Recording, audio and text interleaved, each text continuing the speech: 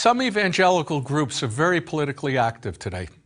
That has surprised and worried many other Americans, for we are used to thinking of religion and politics as existing in separate realms.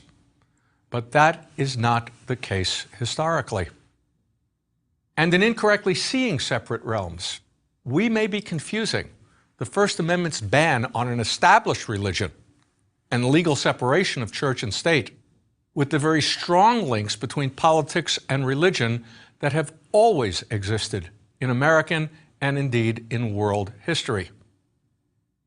Some historians have argued that the 18th century religious revival known as the First Great Awakening played a major role in the coming of the American Revolution. How?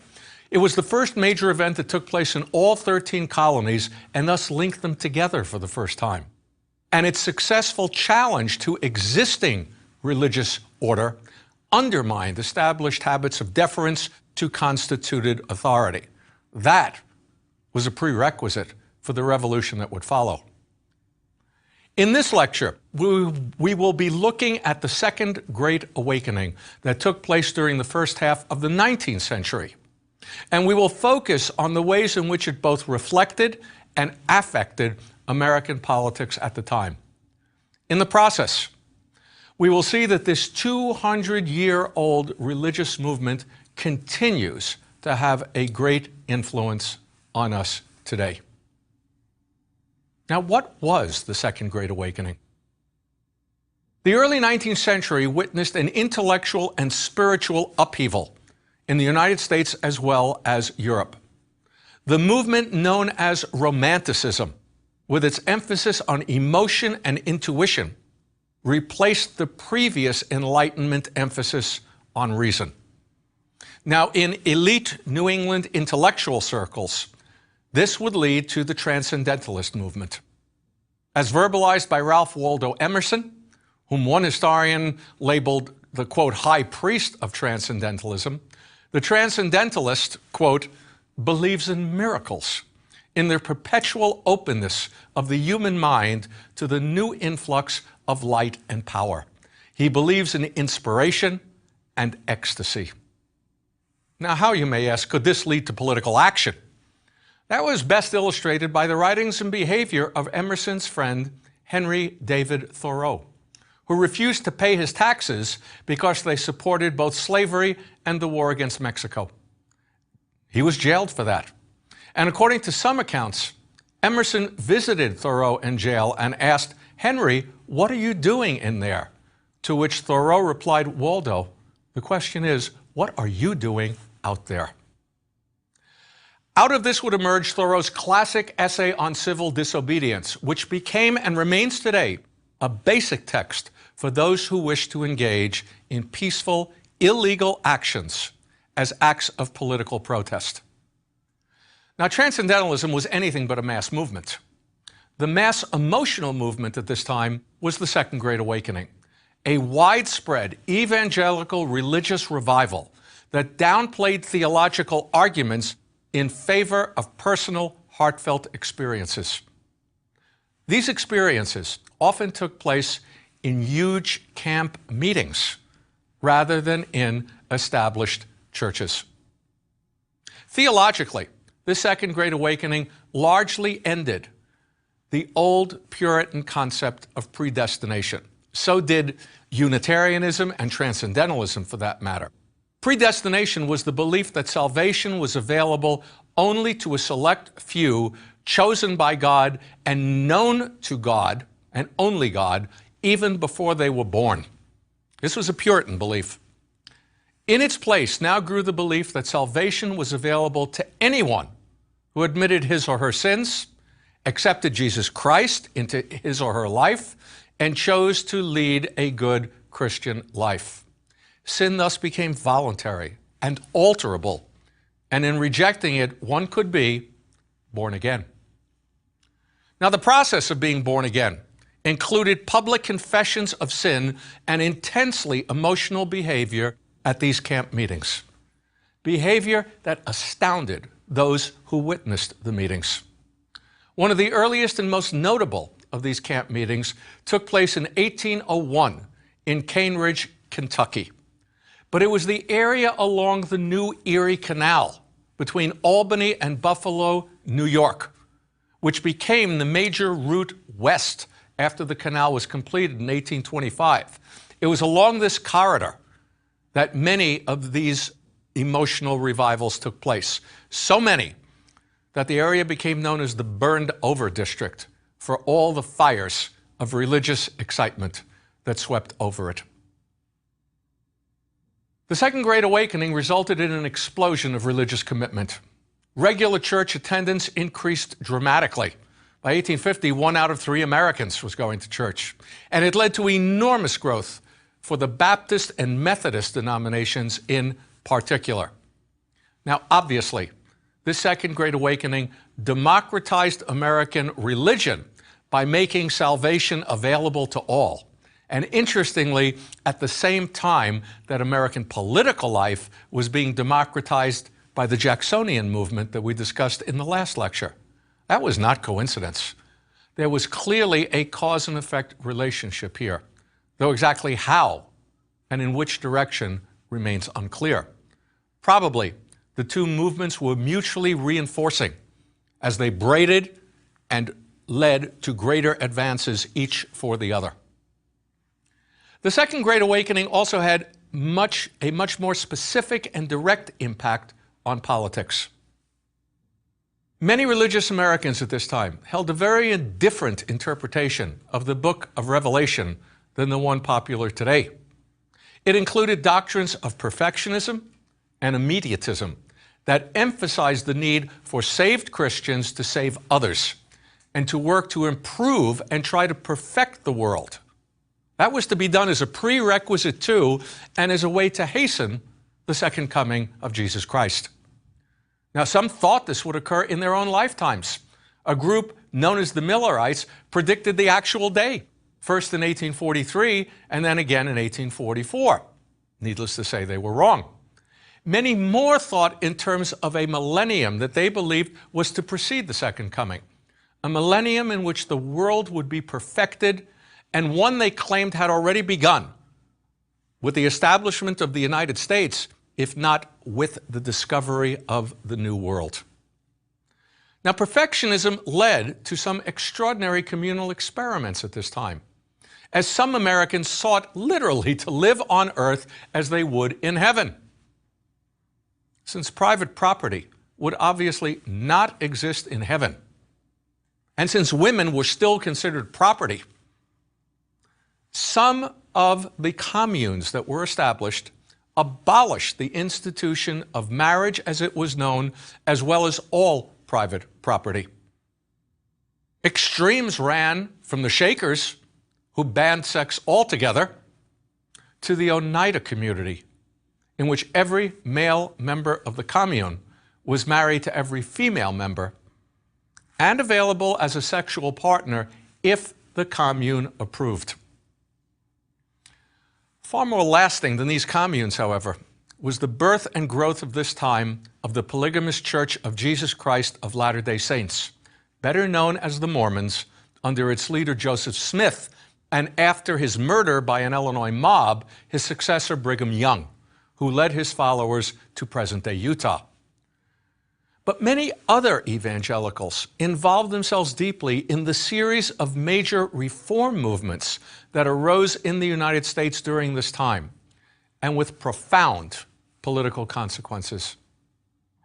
In this, they were heavily influenced by famous revivalist preachers, such as Lyman Beecher and Charles Grandison Finney. These ministers not only rejected predestination and original sin in favor of free will and an emphasis on salvation being available to all here and now, they also preached that one could aid Christ's work by acting both to save others and to reform or perfect society. Now, they were not alone. Secular reformers were also involved in these reform movements and in the utopian communal experiments as well. Robert Owen's experiments in communes, for example. But the religious revival brought in a very large number of individuals and underlay much of what followed. Religious women would play a key role in these reform movements for reasons I'll explain in a few minutes. And Finney specifically appealed to women. That in turn would have rather unexpected consequences, as we will see. Well, what were these reform movements of the Second Great Awakening? One was in the field of education, where people like Horace Mann of Massachusetts emphasized the importance of state, tax-supported public education to strengthen both religious and family values and to avoid permanent social classes in the United States. How? By giving individuals the tools they needed to succeed in this new economic world coming into existence, and to give them the values they needed to succeed, such as competitiveness and punctuality. This movement was highly successful, and it created the ideology of public education that we still live with today.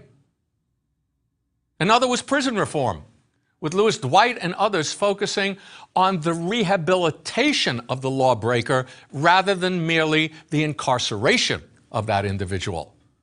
That is another ideology that we still live with today. For to rehabilitate the criminal, these reformers constructed new prisons, which became known as penitentiaries. That is a religious word at its root, penitent. And that is far from accidental. For these institutions, along with such innovative methods as solitary confinement, were designed to force the imprisoned criminal to confront himself and his sins and to convert him to a lawful life. Other reformers, such as Dorothea Dix, focused on care of the insane with the concept of the asylum as a place where sanity could be restored, rather than the old system of merely locking the insane up under utterly atrocious conditions. The origins of the word bedlam lie in such an institution in England. One of the biggest and most important reform movements of the time was temperance. Alcoholism had become a major problem at this time. Some historians have argued that this might have been due to the dislocation caused by early industrialization. Whatever the cause, alcohol consumption per person in 1830 was 3 times what it is today. And alcohol came to be seen as the evil destroyer of families, of religion, and of the ability of individuals to achieve their full potential. Early calls by preachers such as Lyman Beecher were for temperance in alcohol use, not abolition, with the American Temperance Society being formed in 1826. But this soon shifted to total abstinence, perhaps due to the nature of alcoholism and the addictive component of alcoholism. Revivalist techniques were used to convert alcoholics to abstinence. John Goff, a converted former alcoholic, was a major figure in this field, and his techniques are seen by many as key precursors to the 20th and 21st century Alcoholics Anonymous. Now, the anti-alcohol crusade appealed to all sections of the country and to all classes. But by the 1840s and the 1850s, its emphasis had shifted under such leaders as Neil Dow from moral suasion to state-enforced legal prohibition. In 1851, Maine prohibited the manufacture and sale of alcohol, and so-called Maine laws were soon introduced and implemented in other states. The movement was highly successful. Alcohol consumption fell dramatically by the 1840s. Now, while temperance may have been the most popular of the reform movements, the most controversial and the most consequential was abolitionism, the movement for the immediate and total abolition of slavery. Abolitionism differed from previous anti-slavery movements. It was not the first anti-slavery movement by a long shot, but earlier anti-slavery movements had emphasized gradual emancipation, and some had talked about resettling the slaves back in Africa. Abolitionism at this time, in the 1830s, emphasized slaveholding as a mortal sin, religiously a sin, and thus the need for total and immediate abolition by the slaveholder if he truly wished to be saved. The slaveholder was damned to hell unless he freed his slaves immediately. In 1831, William Lloyd Garrison, in the opening issue of The Liberator, asserted this new approach in very, very bold language. "I am aware," he wrote, "that many object to the severity of my language. But is there not a cause for severity? I will be as harsh as truth and as uncompromising as justice. On this subject, I do not wish to think or speak or write with moderation. No, no. Tell a man whose house is on fire to give a moderate alarm. Tell him to moderately rescue his wife from the hands of the ravisher. Tell the mother to gradually extricate her babe from the fire into which it has fallen. But urge me not to use moderation in a cause like the present. I am in earnest. I will not equivocate. I will not excuse. I will not retreat a single inch, and I will be heard." Now, contrary to popular belief, most Northerners were not abolitionists. Indeed, many abolitionists were denounced and attacked in the North as fanatics and irresponsible agitators, as well as self-righteous absolutists. One of them, Elijah Lovejoy, was murdered by a mob in 1837. Garrison was almost killed by a mob in 1835. And neither the Free Soil Party of the 1840s nor the later Republican Party ever adopted abolitionism, at least not before the middle of the Civil War. Nevertheless, the abolitionists played a vital role in awakening Northerners to the evils of slavery and the need to do something about it. And key figures in the movement included numerous women. Women were also very active in the temperance movement and numerous other reform movements, and that created an uproar. It also led to the first women's rights movement in the United States. By the cult of domesticity then in vogue, women's proper role was in the private sphere, while men were to be in the public sphere. That private sphere focused on the home, where they were to be responsible for raising the children, as well as creating for their husbands a retreat from the marketplace, what one historian, Christopher Lasch, called haven in a heartless world. This was in turn part of what another historian, Barbara Welter, had defined as the cult of true womanhood at this time for middle-class women. And it was based upon four interlocking pillars: domesticity, piety, submissiveness, and purity. Now, these ideas were in turn based upon a belief that men were by nature more competitive, dominant, rational, and secular than women, while women were by nature more cooperative, emotional, submissive, virtuous, and religious. At the same time, we see the rise of the family as an institution of affection dominated by love between husband and wife and between parents and children. This coincided with a declining birth rate as children lost their economic importance, and parents practiced extensive birth control, including abortion, which was not considered a moral or religious issue at the time, probably because a baby was not considered to be alive until it moved in the womb or quickened, which was usually in the 5th month. Now, given the fact that women were considered to be more virtuous and religious, and were responsible for the moral development of their children, it is far from accidental that they became very active in their churches. Indeed, 2/3 of all church members were female. But given the emphasis in the Second Great Awakening on reforming society, religious women ironically found themselves entering the public sphere, men's sphere, in their calls for temperance.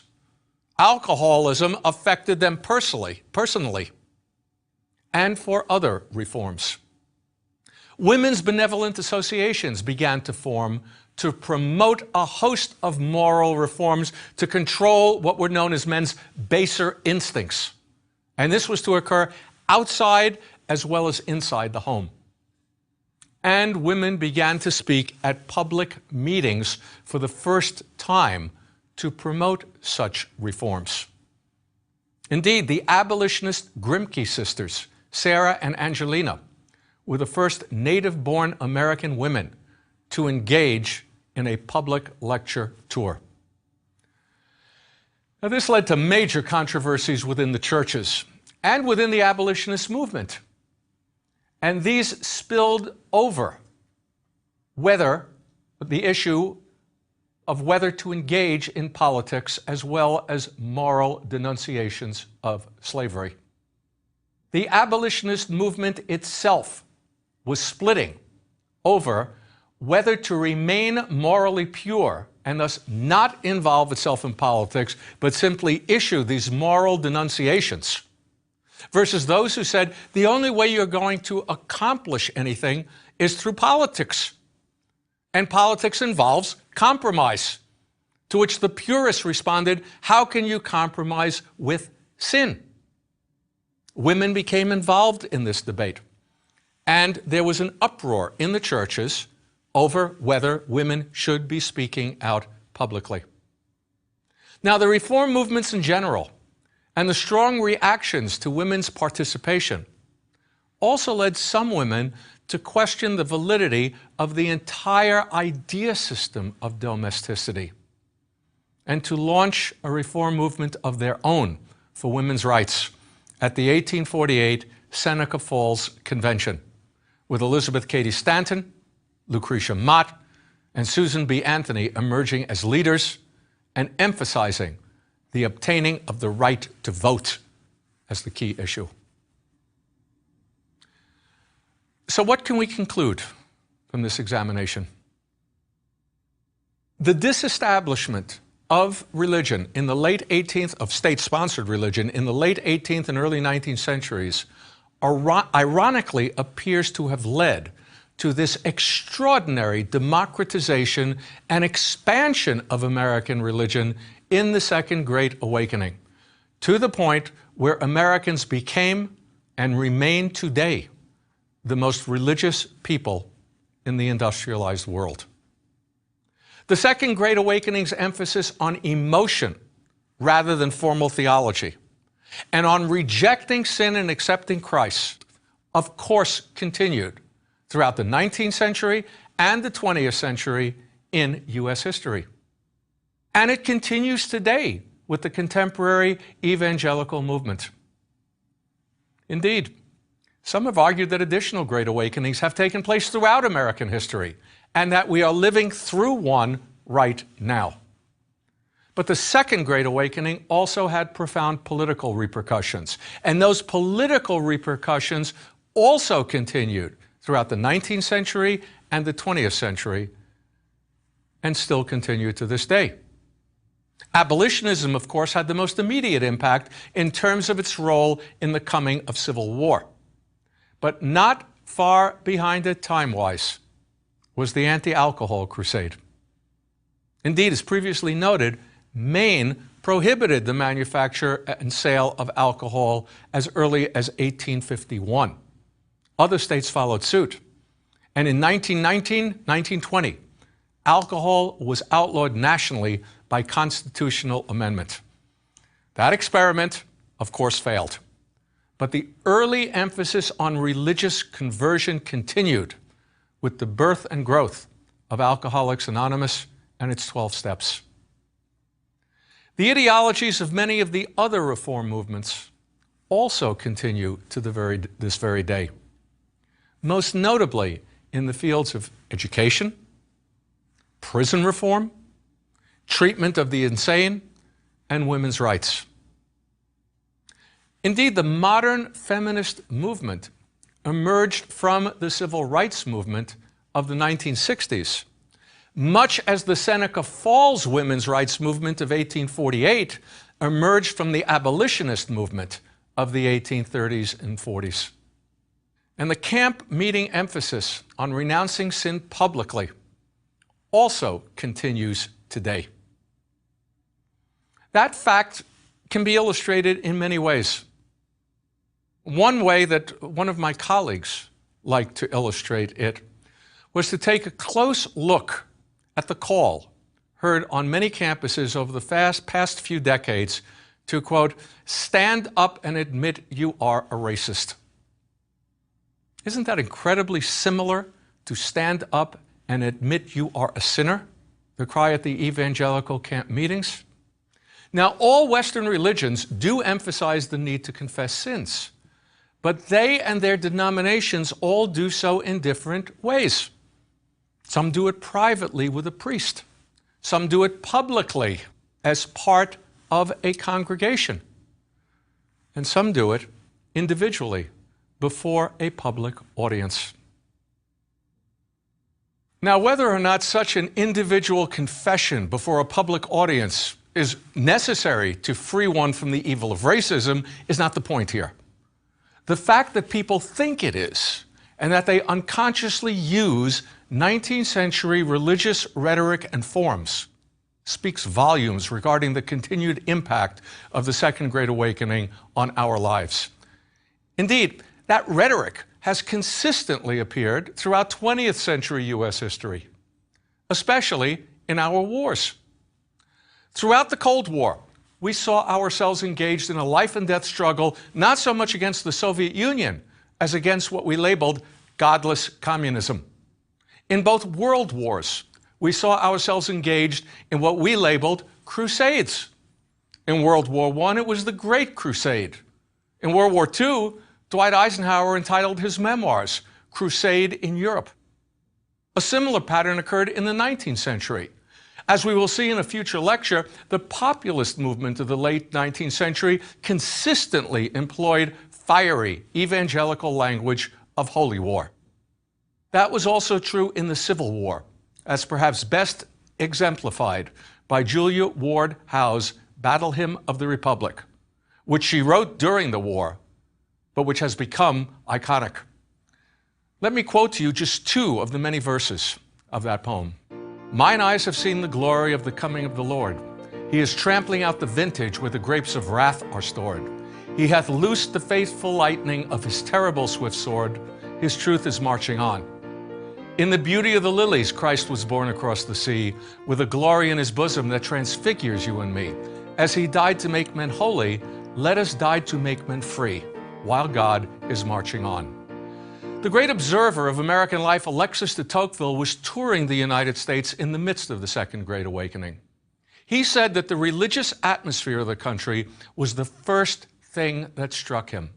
And he marveled at the number of sects and the apparently inseparable relationship of religion to American concepts of liberty. Perhaps in this regard, all our politics are, and always have been, evangelical.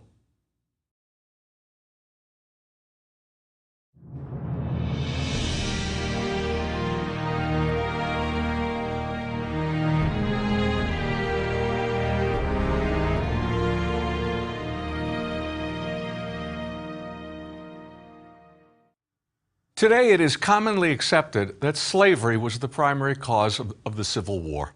The North opposed it, the South defended it, and the result was, in William Seward's famous words, an irrepressible conflict, for the United States could not remain half slave and half free. As historian James Ford Rhodes put it in 1913, while there was a risk of referring any historic event to a single cause of the American Civil War, it may be safely asserted that there was a single cause: slavery. Yet, the North and South had disagreed over slavery since the inception of the country, and they had consistently been able to compromise their differences before 1861. Moreover, the abolition of slavery was not a stated goal during the 1850s of the new Republican Party of Abraham Lincoln. Nor was the abolition of slavery a Union war aim in 1861 or in the first half of 1862. At that time, Lincoln's war aim was merely preservation of the Union. In addition, most Southerners did not own slaves, and many Southern leaders would later claim that they were fighting not for slavery, but for states' rights. Over the last 150 years, historians have cited numerous other causes to explain why the Civil War took place. Nevertheless, slavery was the primary cause of the war, though not in the way Rhodes thought in 1913, and not in the way many Northerners thought in 1865, and not in the way most people still think today. The process of examining the other causes historians have cited in the century since Rhodes can teach us a great deal about the nature of historical study. The key issue of the 1850s was not slavery per se, but the extension of slavery into the Western territories. And when in 1853, 1854, Congress passed the Kansas-Nebraska Act, which opened slavery into territories previously closed to slavery by the 1820 Missouri Compromise, it set off a firestorm. Now, that firestorm, of course, led to the mini-Civil War in the Kansas Territory known as Bleeding Kansas. But ironically, it is questionable whether slavery could have survived in the Kansas Territory anyway, given its unsuitability for growing cotton. The Kansas-Nebraska Act also led to the collapse of the Whig Party and its replacement by the new Republican Party, a totally sectional party committed to reversal of the Kansas-Nebraska Act and the prohibition of slavery in all the territories. Lincoln was elected in 1860 without a majority of the total vote. He only achieved 39.8% of the total vote. But he had victories in every one of the populous northern states. That gave him a majority in the Electoral College, if not in the popular vote. And with his election, South Carolina and the other states of the Deep South seceded from the Union, the states of Georgia, Florida, Alabama, Mississippi, Louisiana, and Texas. And with the start of hostilities at Fort Sumter in April of 1861, followed by Lincoln's call for troops to suppress the rebellion, Virginia seceded, as did the other states of the Upper South, North Carolina, Tennessee, and Arkansas. Lincoln's call for troops was to suppress rebellion and preserve the Union, not abolish slavery. Indeed, before hostilities began, Lincoln had been willing to guarantee the preservation of slavery within the states where it existed, and had called only for the barring of slavery in the territories. And throughout the first year and a half of the war, that remained his stated aim. As he wrote in the summer of 1862, quote, "If I could save the Union without freeing any slave, I would do it." Only on September 22nd, 1862, did Lincoln announce that he would issue an Emancipation Proclamation. And he did so as a war measure, and one that would not even take effect until January 1st, 1863. And when it did take effect, it did not free a single slave on that date. Nor did it ever apply to the border slave states that had remained in the Union, or to Confederate territory that had already been occupied by Union armies. The Emancipation Proclamation applied only to areas still in a state of insurrection and under Confederate control. And it fit in with previous moves by the Union Army and by Congress to confiscate rebel property, which of course included slaves, property that was aiding the Confederate war effort in numerous ways. Now, in light of these facts, historians in the early 20th century began to question the centrality of slavery to the coming of civil war. The first of these revisionist interpretations focused on the old conflict between state and national power that dated back to Alexander Hamilton and Thomas Jefferson. Indeed, only 3 years after the war ended, Confederate Vice President Alexander H. Stephens maintained that this was the real conflict, with the South seceding and fighting to support the primacy of states' rights over the federal government. In his words, the conflict on the question of slavery, quote, from the beginning was not a contest between the advocates or opponents of that peculiar institution, but a contest between the supporters of a strictly federative government on the one side and a thoroughly national one on the other. It was strife between the principles of federation and centralism. Now, this conflict, of course, was nothing new. As previously stated, it had existed since the days of Hamilton and Jefferson, and it went back to the very nature of the new government that had been established between 1787 and 1789. Was that new government under the Constitution a creation of the states and therefore subordinate to them and possessing only limited powers? Or was it a union of the people possessing strong implied powers over the states? The South had long defended the former interpretation, and the North the latter interpretation. And to this very day, many Americans, especially in the South, view the Civil War in these terms, even referring to it as the war between the states rather than the Civil War. But contrary to popular belief, the South had not always defended states' rights, and the North had not always opposed it vis-a-vis national power. New England, for example, had supported states' rights and opposed the federal government before and during the War of 1812 and during the Mexican-American War of 1846 to 1848, both of which were exceedingly unpopular in that part of the country. Far from accidentally, the Northeast did not control the federal government during those two wars. As historian Arthur Schlesinger Sr. made clear during the 1930s, states' rights had consistently been used throughout U.S. history by whichever section did not control the national government and felt oppressed by national power. States' rights was thus a device to protect specific sectional interests of different parts of the country, and in truth, a rationalization rather than a cause of the Civil War. But just what were those sectional interests that led the South to defend states' rights at this time? Slavery, of course. But in looking at those interests in broad perspective, many historians during the 1930s saw slavery itself as part of a much larger Southern economic interest, the defense of an agrarian economy against a diametrically opposed economic system of industrial and commercial capitalism in the North. These two economic systems clashed not only over slave versus free labor, but also over taxation, tariffs, railroads, monetary policies, and land policies. These issues all required federal action.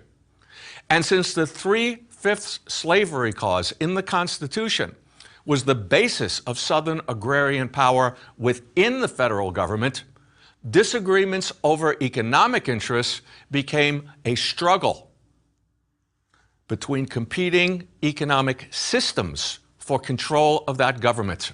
Historian Lewis Hacker put it quite succinctly in 1935 when he stated that the Civil War was, quote, a conflict between two different systems of economic production. And with the victory at the presidential polls in 1860 of the higher order, a counter-revolutionary movement was launched by the defenders of the lower order, the slave lords of the South. But economic differences between North and South had existed since colonial times. and had never led to civil war before now. And in many ways, the very different northern and southern economies were complementary rather than competitive. Southern cotton fed northern cotton mills, and the ensuing northern clothing was then sent back south. Furthermore, the North had substantial agriculture as well as the South. Now, some historians answered that the two economic systems were in themselves part of what had become, by the 1850s, two unique cultures: a Southern agrarian society and a very different Northern society with very different political, economic, social, and intellectual values. The South, by this interpretation, was rural, deliberate, paternalistic, and hierarchical, with slavery having social as well as economic functions, to maintain the planter class which controlled and set the values for the South, and of course to keep the large number of blacks in a subordinate position. The North, on the other hand, did not have large numbers of blacks to deal with, or a planter class for that matter, or old agrarian values. It had developed a bustling capitalist and urban value structure that was accepted by its numerous farmers as well as its urban workers and employers. Thus, two very different nations had come into existence by 1860.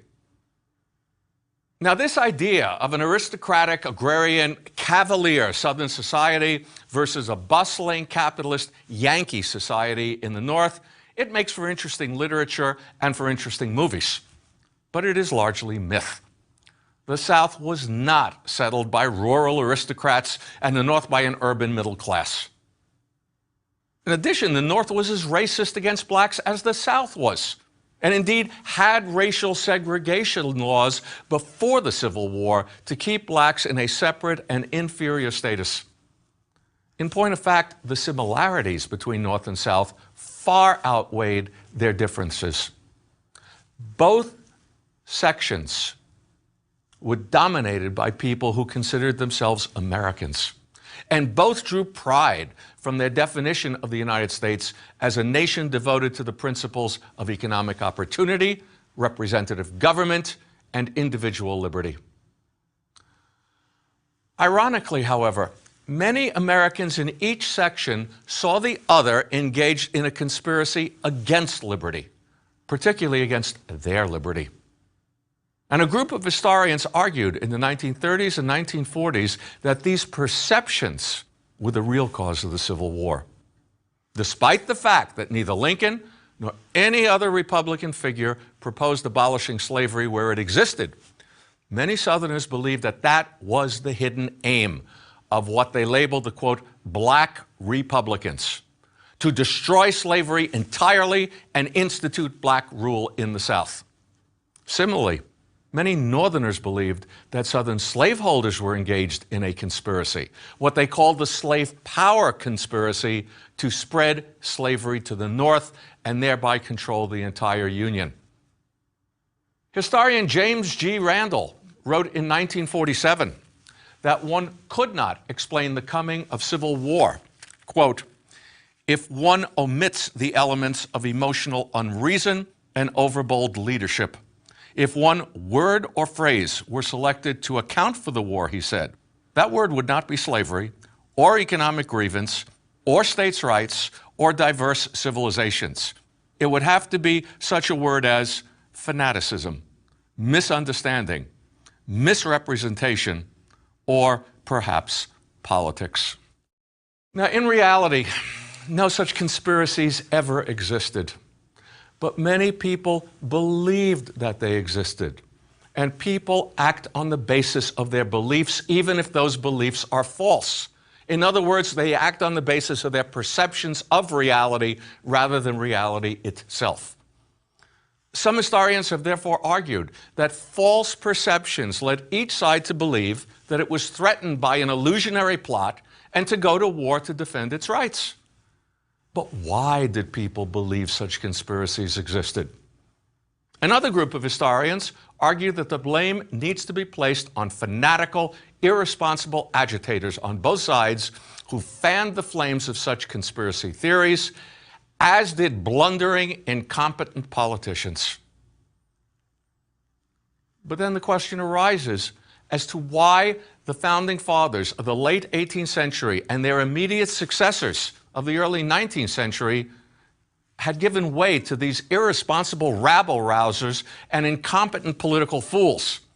Compare the presidents that this nation had, from Washington through Andrew Jackson, with those who followed, especially those of the 1850s. Franklin Pierce, James Buchanan, for example. Also, why would the American people believe and follow irresponsible agitators and political incompetence? Another fact to keep in mind is that all societies live by sets of beliefs that appear illusory to later generations who have the advantage of 20/20 historical hindsight. And to label such believers as fools is to use our historical hindsight to distort the realities of the past.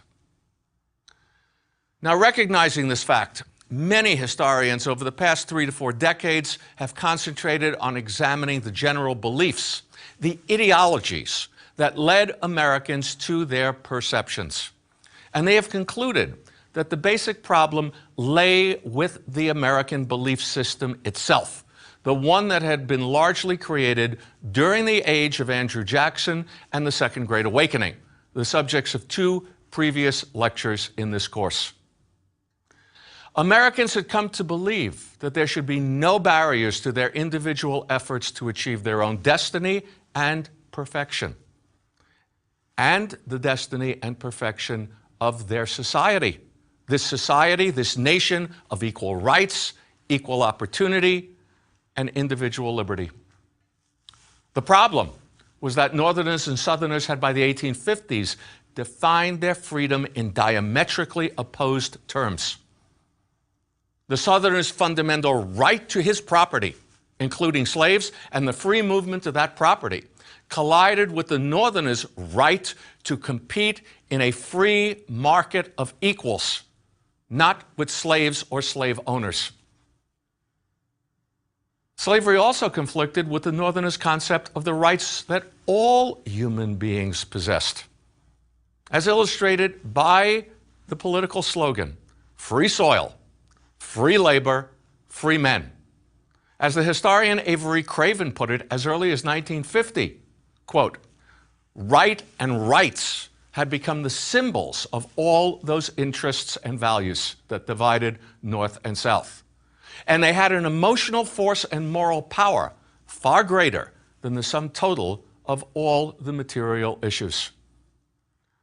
Some historians, such as Arthur Schlesinger Jr., argued further that these symbols possess such power because at its root, the conflict over the extension of slavery was a moral conflict. That's what gave it such power.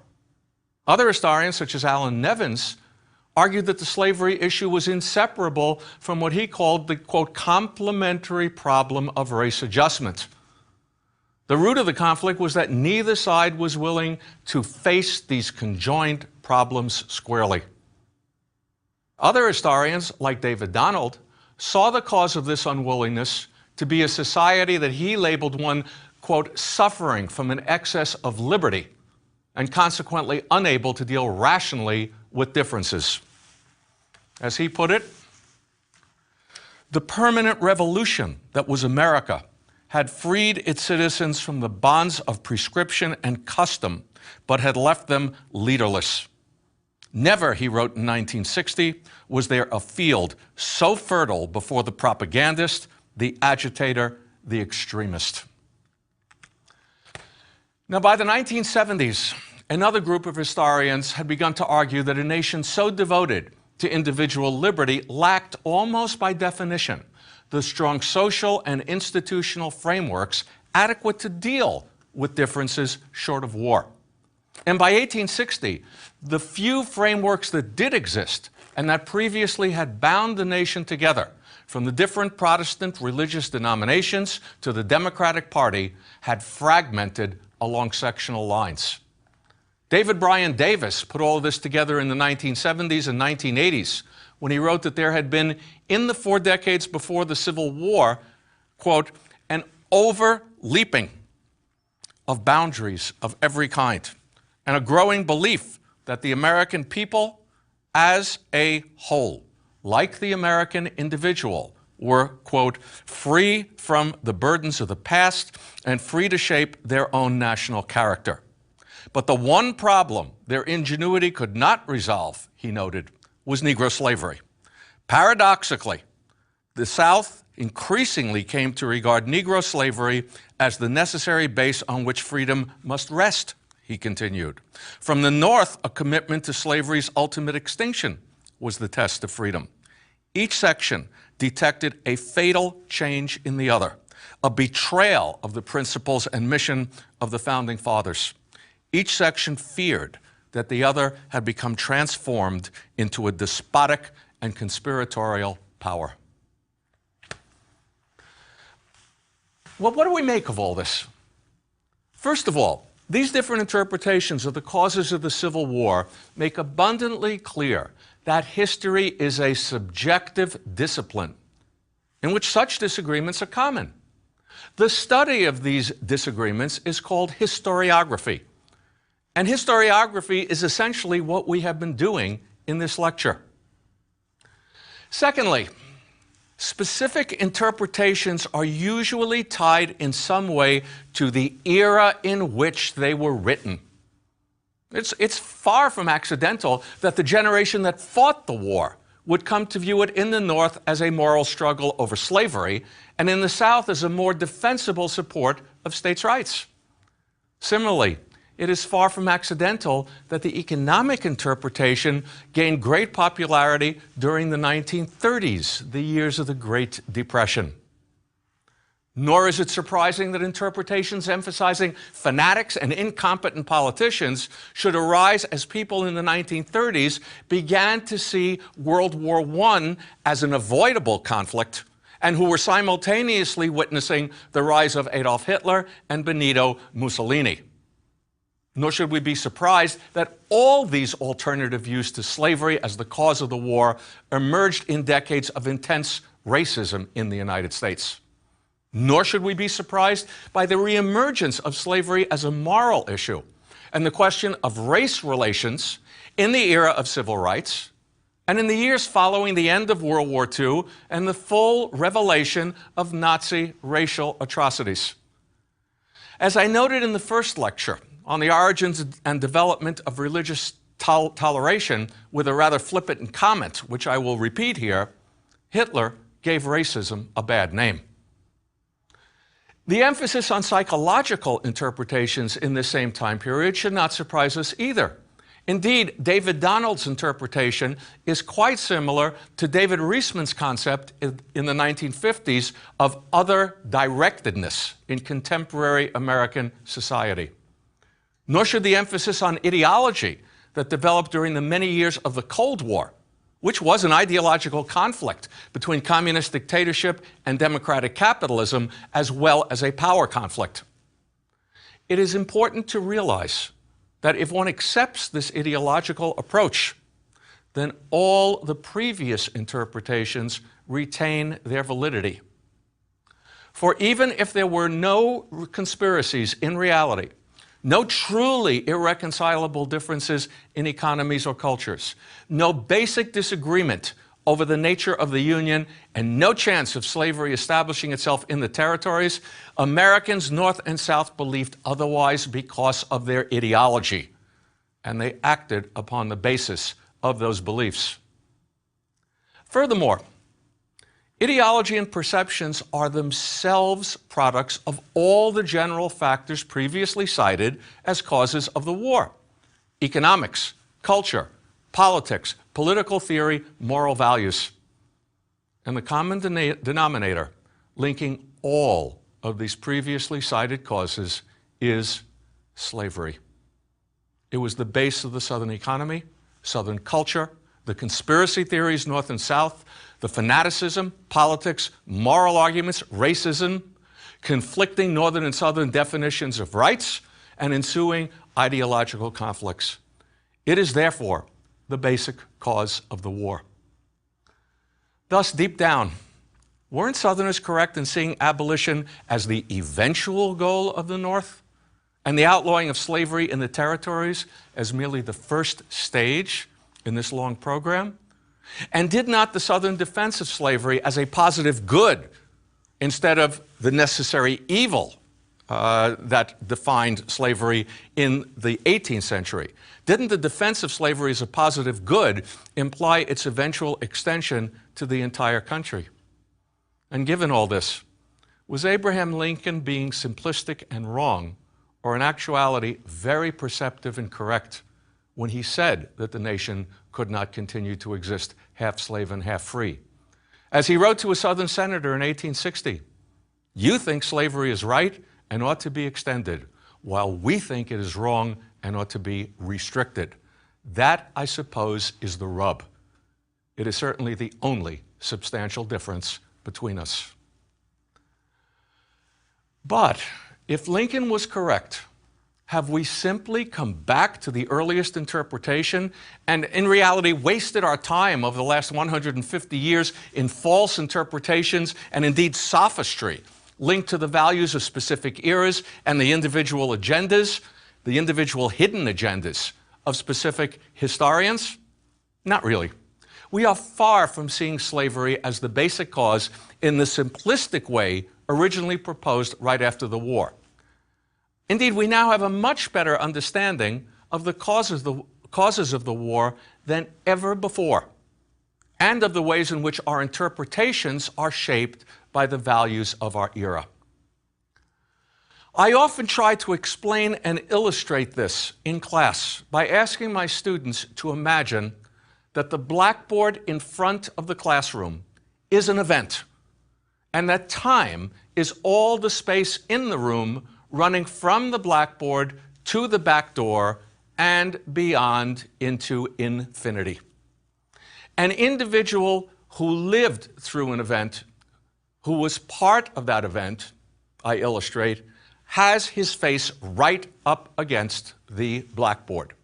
He sees in incredible detail one small part of the event, but only that small part. As time passes, more and more of the blackboard is seen, though with less detail, a problem historians overcome through the use of primary sources from the time period. But historians don't stand dead center in the room as time passes. Most, if not all, stand on the left side of the room or on the right side of the room, and higher or lower, depending on the events and values of their particular era. And that gives each of them a new and unique angle in viewing the blackboard. As time passes, they also view where previous historians have stood, as well as more and more of the event, and they incorporate those earlier views into their own. So even though James Ford Rhodes and David Bryan Davis may seem to stand in the same straight 100-year line regarding slavery as the cause of the Civil War, Davis sees all the other interpretations and he incorporates them into his own. We thus know far more about the causes of the Civil War than we did when it ended, or than we knew in 1913, even though we use the same word, slavery, that many participants and early historians used.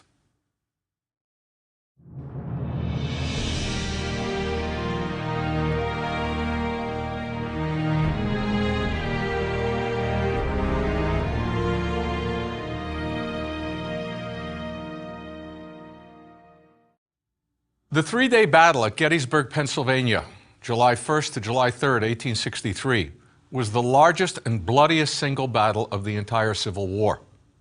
In fact, it was the largest and bloodiest battle ever fought on the North American continent.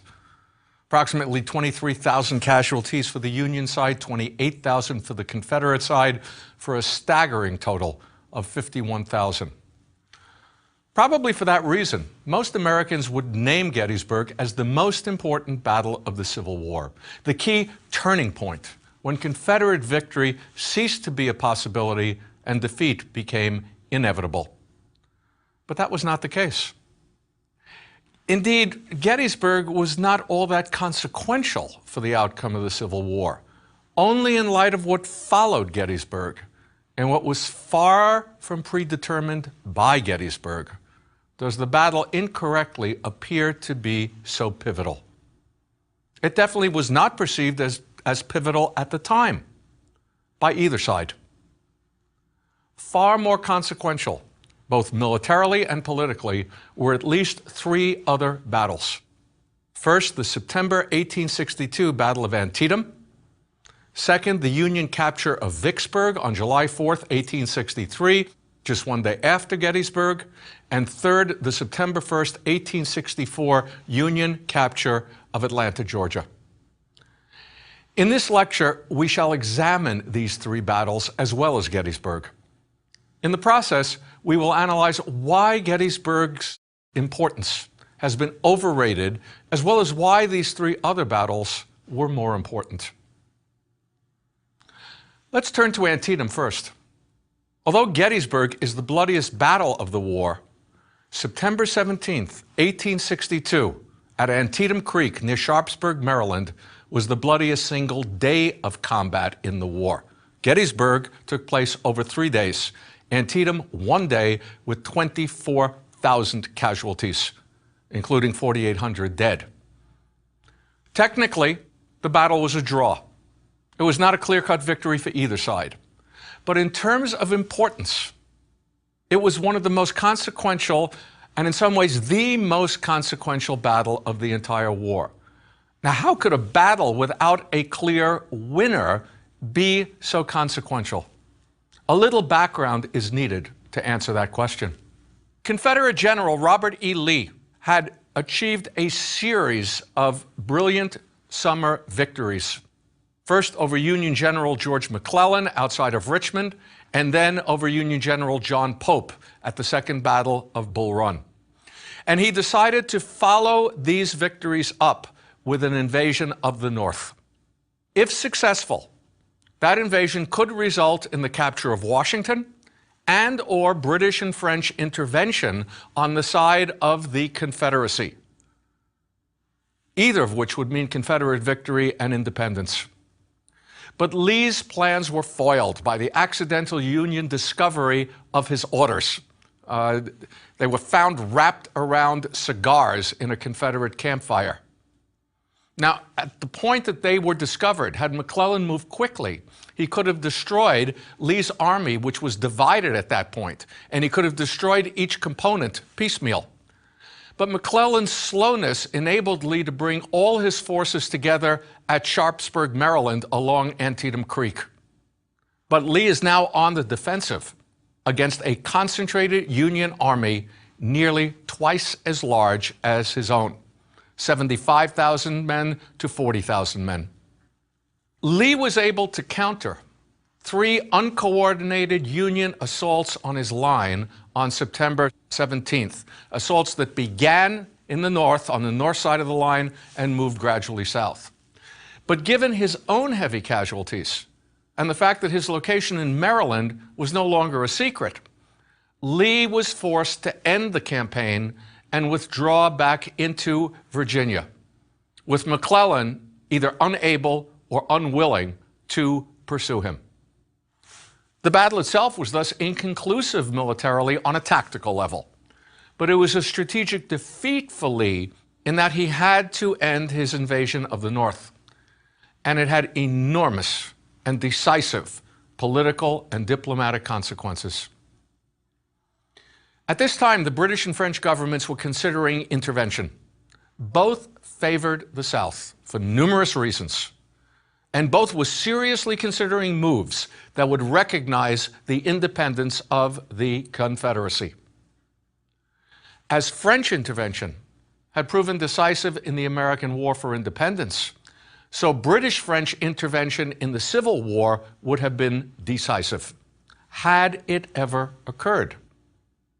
But the French waited on the British, and the British decided to await the outcome of Lee's campaign before moving. With Lee's withdrawal from Maryland, Britain backed away. British Prime Minister Palmerston concluded that his government should, quote, continue to be lookers on till the war shall have taken a more decided turn. Never again in the war would London, and with it Paris, come so close to intervention. Lee's withdrawal from Maryland also enabled Lincoln to portray the battle as a Union victory, despite the fact that McClellan had not broken Lee's line and had neither destroyed nor captured Lee's army.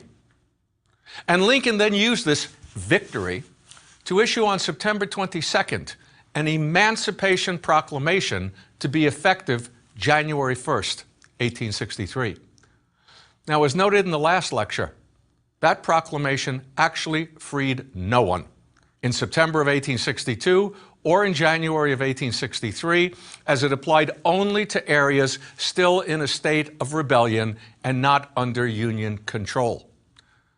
But it eventually would free a large number of slaves, and it dramatically altered the nature of the war, from one to preserve the Union into one to end slavery. The British had utterly no interest in preservation of the American Union. Quite the contrary, they would have welcomed the dissolution of the United States. But the British people had a very real interest in the abolition of slavery, which they had ended within their empire nearly 30 years earlier. In that sense, the announcement of the Emancipation Proclamation made British intervention, and with it French intervention, much less likely in the future, for it turned the Union effort into a moral cause with which the British sympathized. Now, Antietam was followed by major Union defeats against Lee at Fredericksburg in December of 1862 and at Chancellorsville in May of 1863. In the Battle of Chancellorsville, often considered Lee's tactical masterpiece, he split his heavily outnumbered army in three and then incredibly enveloped and almost destroyed an army twice the size of his own. It was a masterpiece, but it did nothing to improve the chances of eventual Confederate success. Chancellorsville did not lead to a revival of British interventionist sentiment, nor did it relieve the Union blockade that was gradually starving Lee's army and the entire Confederacy. And it did not relieve the pressure on Confederate forces in the West. In the West, Union General Ulysses Grant had, in a brilliant campaign, isolated and laid siege to the Confederate fortress of Vicksburg, despite the fact that he was outnumbered by Confederate forces in the area.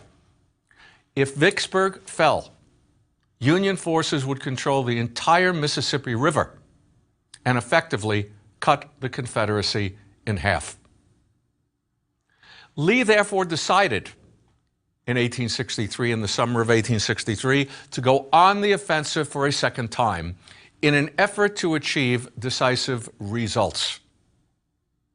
Now, in retrospect, Lee would have probably been better off staying on the defensive in the east and sending part of his army west in an effort to break the siege of Vicksburg. Some of his subordinates suggested this at the time, that what he should do is send part of his army to Tennessee in order to allow the Confederate army in Tennessee to defeat the Union army there and thereby threaten Kentucky and Ohio. That threat would force Grant to end the siege of Vicksburg and come to the rescue. But Lee rejected this approach and instead decided to attempt a second invasion of the North, one that brought him to Gettysburg, a town in southern Pennsylvania.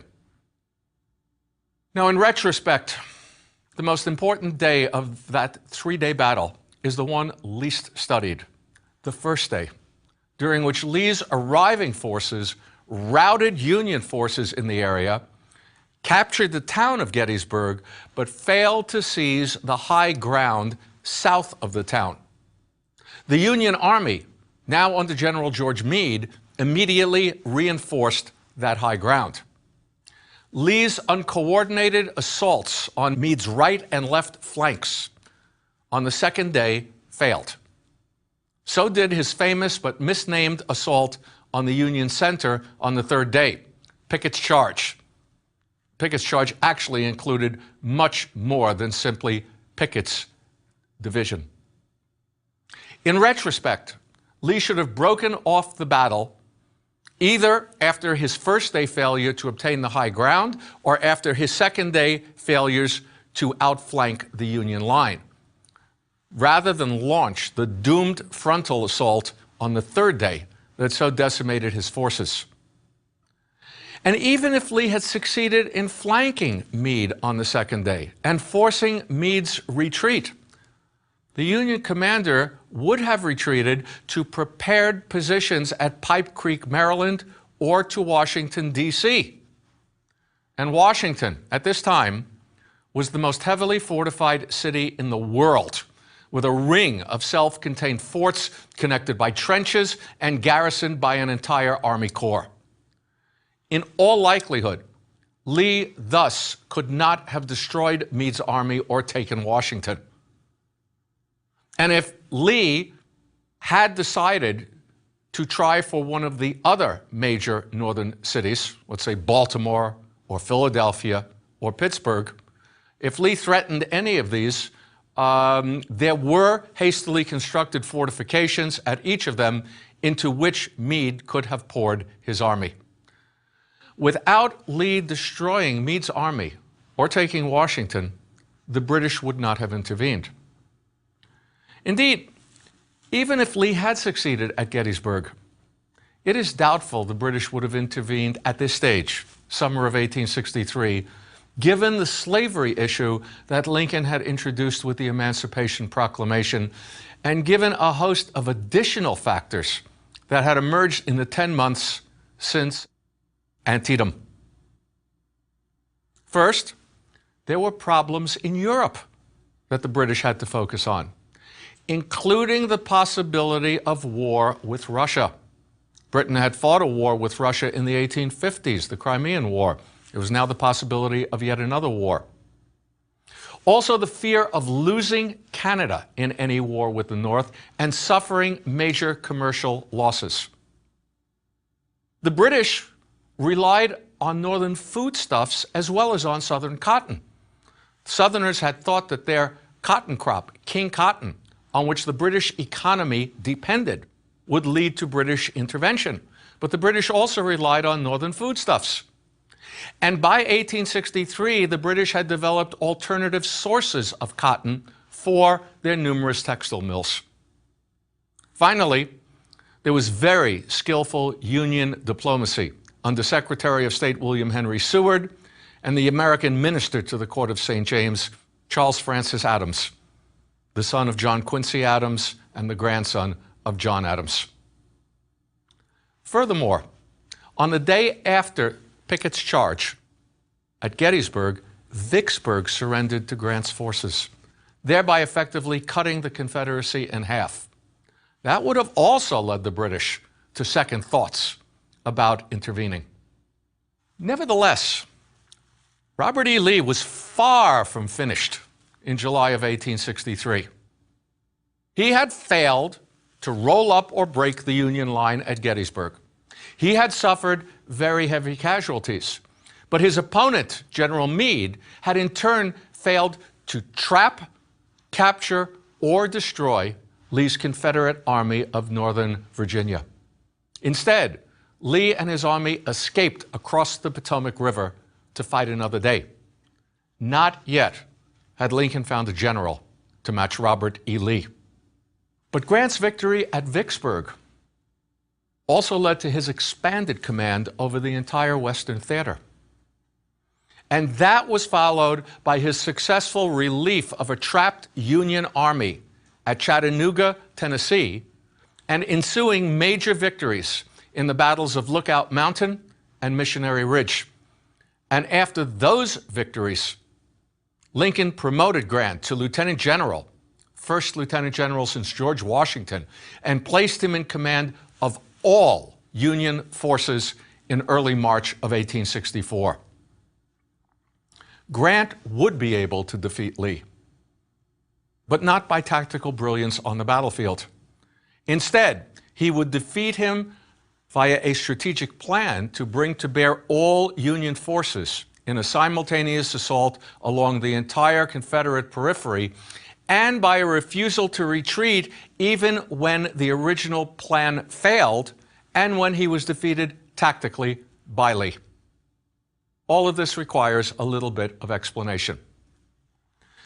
The assault all along the Confederate line would include Meade's Army of the Potomac, with Grant actually in charge, moving against Lee in northern Virginia. General Benjamin Butler moving up the James River, hopefully to Richmond, and at the very least cutting Lee's supply lines to Petersburg, south of Richmond. General Franz Sigel moving up the Shenandoah Valley to deny Lee's army the resources of that valley. General Banks to take Mobile, one of the last southern ports still open. And General William Tecumseh Sherman to take Atlanta and get into the southern interior. Good plan. It failed wretchedly. Butler was unsuccessful on the James River. Sigel was unsuccessful in the Shenandoah Valley, and Banks was unsuccessful in Mobile. Sherman was able to advance from Chattanooga on Atlanta, but he did so very slowly given the terrain and the tactics of his opponent, General Joseph Johnston. Furthermore, Lee defeated Grant in the battle known as the Wilderness Battle of May 5th, 6th, 1864. But instead of retreating with his failure, Grant continued to move south in an effort to outflank Lee, eventually all the way down to Petersburg. And in doing so, he forced Lee to follow him and pinned Lee so that he could not regain the strategic initiative. The problem, though, was that this campaign led to massive Union casualties, 18,000 in just the first 2 days of the Wilderness Battle, followed by tens of thousands more in the weeks that followed, weeks of continuous fighting.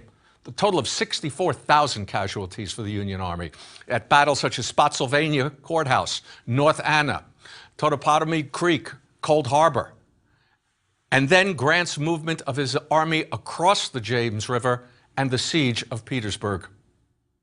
Now, Lee's casualties were only about half of Grant's casualties, but they were consistently a higher percentage of his total force than of Grant's total force. What Grant was doing was draining Lee's army of men while stretching Lee's lines to the limit. The two combined, something would have to give. The casualty rates, however, were appalling, and Grant became known as the Butcher. And all of this took place during a presidential election year, no less, with few, if any, visible, decisive results by the fall of 1864. Nor were there any major Union victories in other theaters of the war. Especially worrisome were events in the Shenandoah Valley, where Confederate General Early defeated Union forces and in July was actually at the outskirts of Washington, D.C. Sherman's army also continued to make very slow progress, moving from Chattanooga towards Atlanta, with General Joseph Johnston constantly countering his movements and limiting his advance to an average of about a mile a day. As a result of these military failures and the massive casualties, peace sentiment in the North, sentiment that had existed throughout the war, now grew stronger and threatened Lincoln's re-election in 1864. Indeed, the Democrats nominated the popular former Union commander George McClellan as a peace candidate, and peace would mean Union recognition of Confederate independence. But in July of 1864, Confederate President Jefferson Davis replaced General Johnston in front of Atlanta with General John Bell Hood, a highly aggressive, if not too intelligent commander, who boldly launched attacks against Sherman's army in its entrenched Union positions, even though that army was twice the size of his own. Battles of Peachtree Creek and Ezra Church. Hood suffered 13,000 casualties compared to 6,000 for Sherman. And he was not only defeated, but he lost so many men that he was not able to prevent Sherman from swinging totally around him to the south of Atlanta and threatening to cut his supply lines. That forced Hood to abandon Atlanta to Sherman in early September. That victory, preceded by Admiral Farragut's victory at Mobile Bay, and then followed by General Sheridan's victory in the Shenandoah Valley, ensured Lincoln's re-election, and with it, a continuation of the war to the bitter end.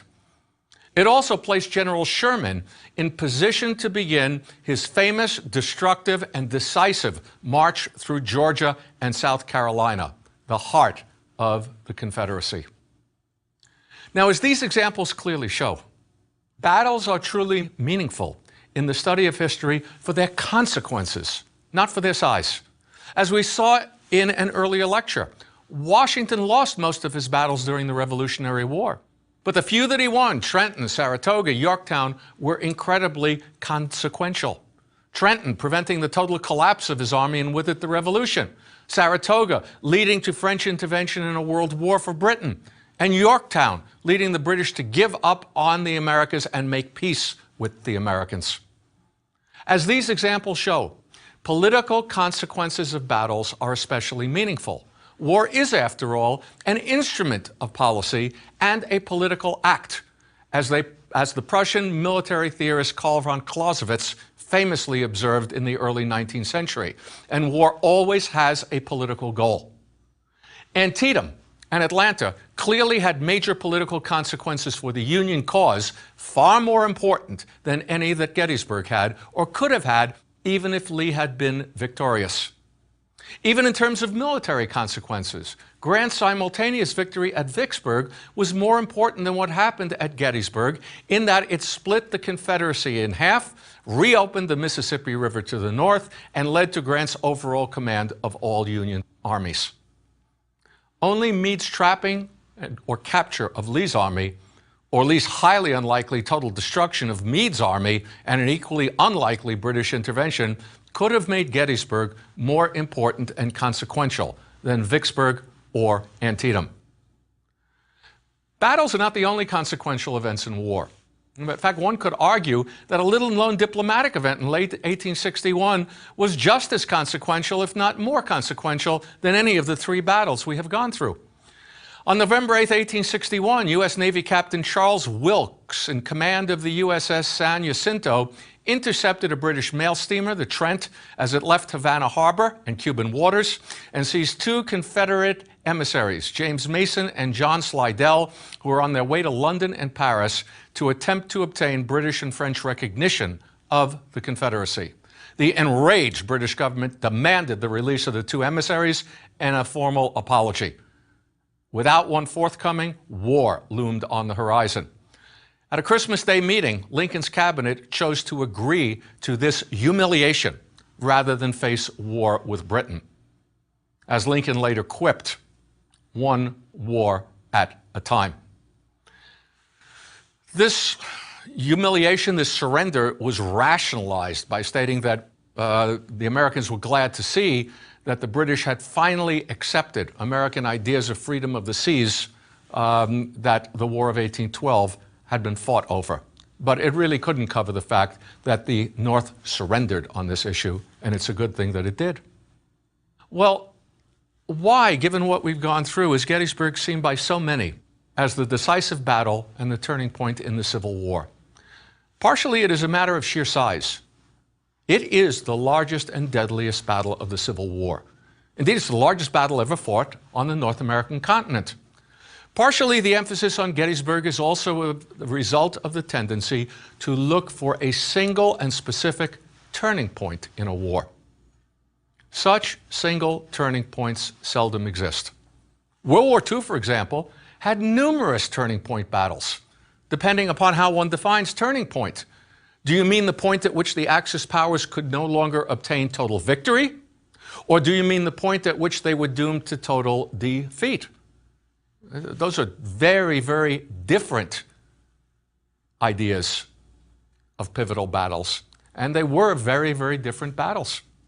Gettysburg appears to be a single turning point because, in retrospect, Lee had appeared invincible before the battle, but was consistently on the defensive after the battle. But that is what we now know with the advantage of historical hindsight. It did not appear that way at the time, and Lee's defeat and retreat did not mean he had to lose and surrender his army. Only the ensuing campaigns of Grant and Sherman led to that result. Gettysburg fame was probably also a result of what happened at Gettysburg after the battle. Specifically, the establishment of a cemetery there for the reburial of Union dead, a cemetery at whose dedication, 4.5 months later, Lincoln delivered one of the briefest, but one of the most famous addresses in U.S. history, the Gettysburg Address, which took only a few minutes to deliver. In that brief address, Lincoln stated that, quote, "The world will little note, no long remember what we say here, but it can never forget what they, i.e. those who died, did here." That denigration of his own words was, of course, incorrect. But in both commemorating those who had died and in imploring his countrymen to, in his words, resolve that these dead shall not have died in vain, that this nation under God shall have a new birth of freedom, and that government of the people, by the people, for the people, shall not perish from the earth, Lincoln unknowingly immortalized the battle as well as himself. But that too was unknown at the time. Lincoln was but one of many speakers at the November 19th dedication of the cemetery. And indeed, he was not the main speaker at all. The main speaker was the orator Edward Everett, who spoke before Lincoln for nearly 2 hours, compared to Lincoln's 2 minutes. In fact, it was Everett's speech that was at first considered the Gettysburg Address. Furthermore, while Republican supporters praised Lincoln's speech, his Democratic opponents severely criticized it. One Democratic newspaper put it this way: "The cheeks of every American must tingle with shame as he reads the silly, flat, and dishwatery utterances." Only with Lincoln's own death and the passage of time would his words, as well as the battle, obtain the iconic status that they possess today.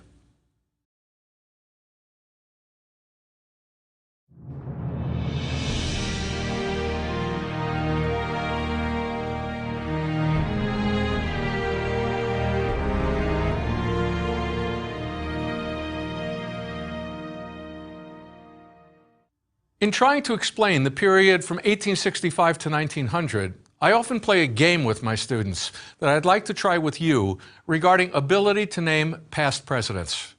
First, I ask them to name as many presidents as they can before 1865. Most are familiar with at least some, if not many of those names. George Washington, father of the country; John Adams; Thomas Jefferson, creator of the Declaration of Independence; James Madison, father of the Constitution; James Monroe, the last of the founding fathers; John Quincy Adams; Andrew Jackson; Martin Van Buren; William Henry Harrison; John Tyler; James K. Polk; Zachary Taylor; Millard Fillmore; Franklin Pierce; James Buchanan, and Abraham Lincoln. Then I ask the students to name as many presidents as they can after 1900, and most are familiar with at least some of those names as well. Theodore Roosevelt, William Howard Taft, Woodrow Wilson, Warren G. Harding, Calvin Coolidge, Herbert Hoover, Franklin D. Roosevelt, Harry Truman, Dwight Eisenhower, John F. Kennedy, Lyndon Johnson, Richard Nixon, Gerald Ford, Jimmy Carter, Ronald Reagan, George Bush I, Bill Clinton, the second George Bush, and Barack Obama.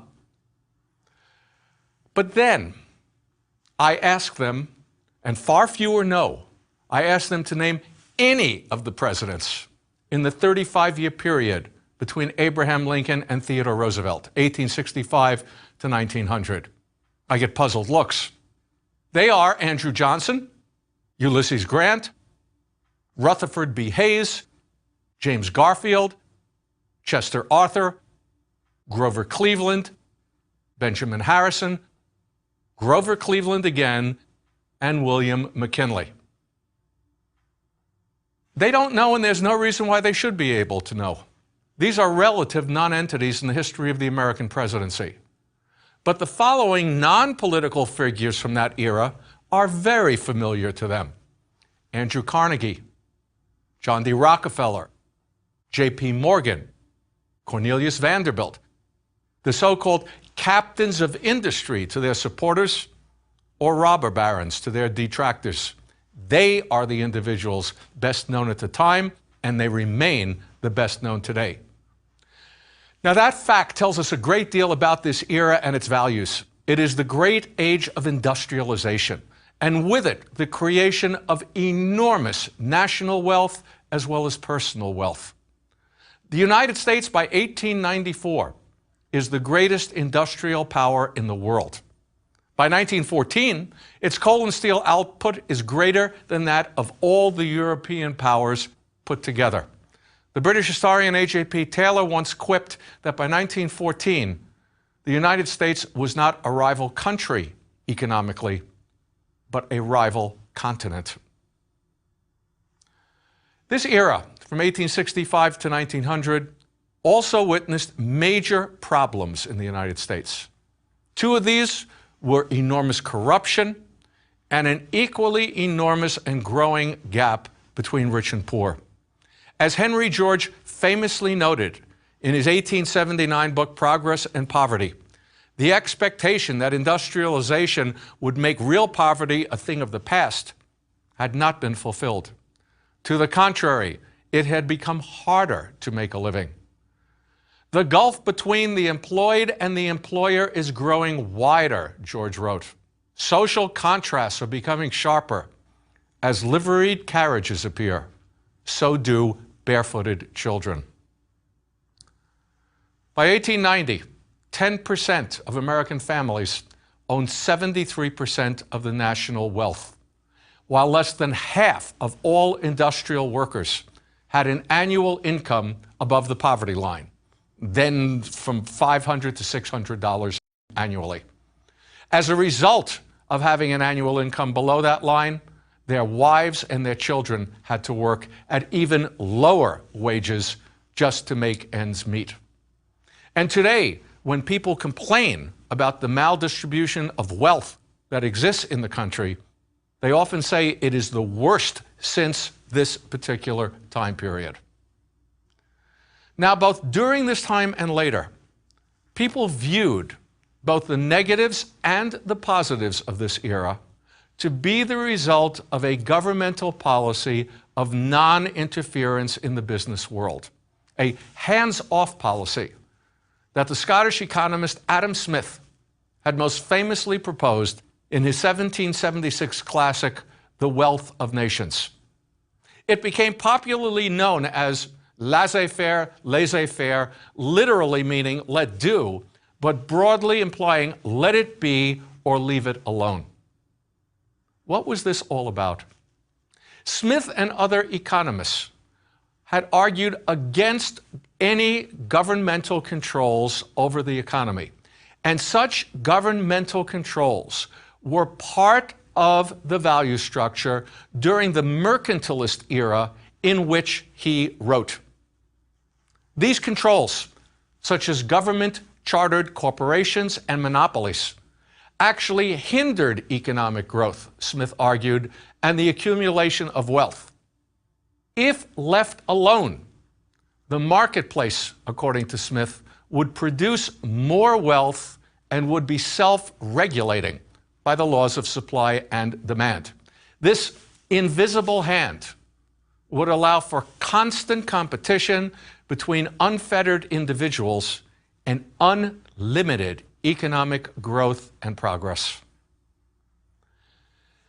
I think it's important to realize that this was revolutionary, liberating thought in 1776, containing the novel idea that wealth was not finite, as was believed at the time, that wealth could actually create more wealth. The old mercantilist idea was that the wealth of the world is finite, and that to get more, you have to take it away from someone else. Smith argued that was not the case, and your wealth did not have to be organized and controlled in any way if you wanted wealth to create wealth. Smith's ideas and those of other economists consequently gained popularity over the next 100 years. And by the late 19th century, they dominated economic thought in the industrialized world. Since then, they have been praised by their supporters for the wealth that they helped to create, and condemned by their opponents for the corruption and the income disparities that accompany them. Now, there is one problem here with everything I've said. The problem is that despite the rhetoric, a hands-off governmental policy towards business did not exist during this era, nor did it exist in any previous era in American history or in any future era in American history. The belief that it did exist in the past is essentially a myth. Rather than laissez-faire, governmental policy at this time was, and previously had been, to intervene in the economy in numerous ways in order to help business.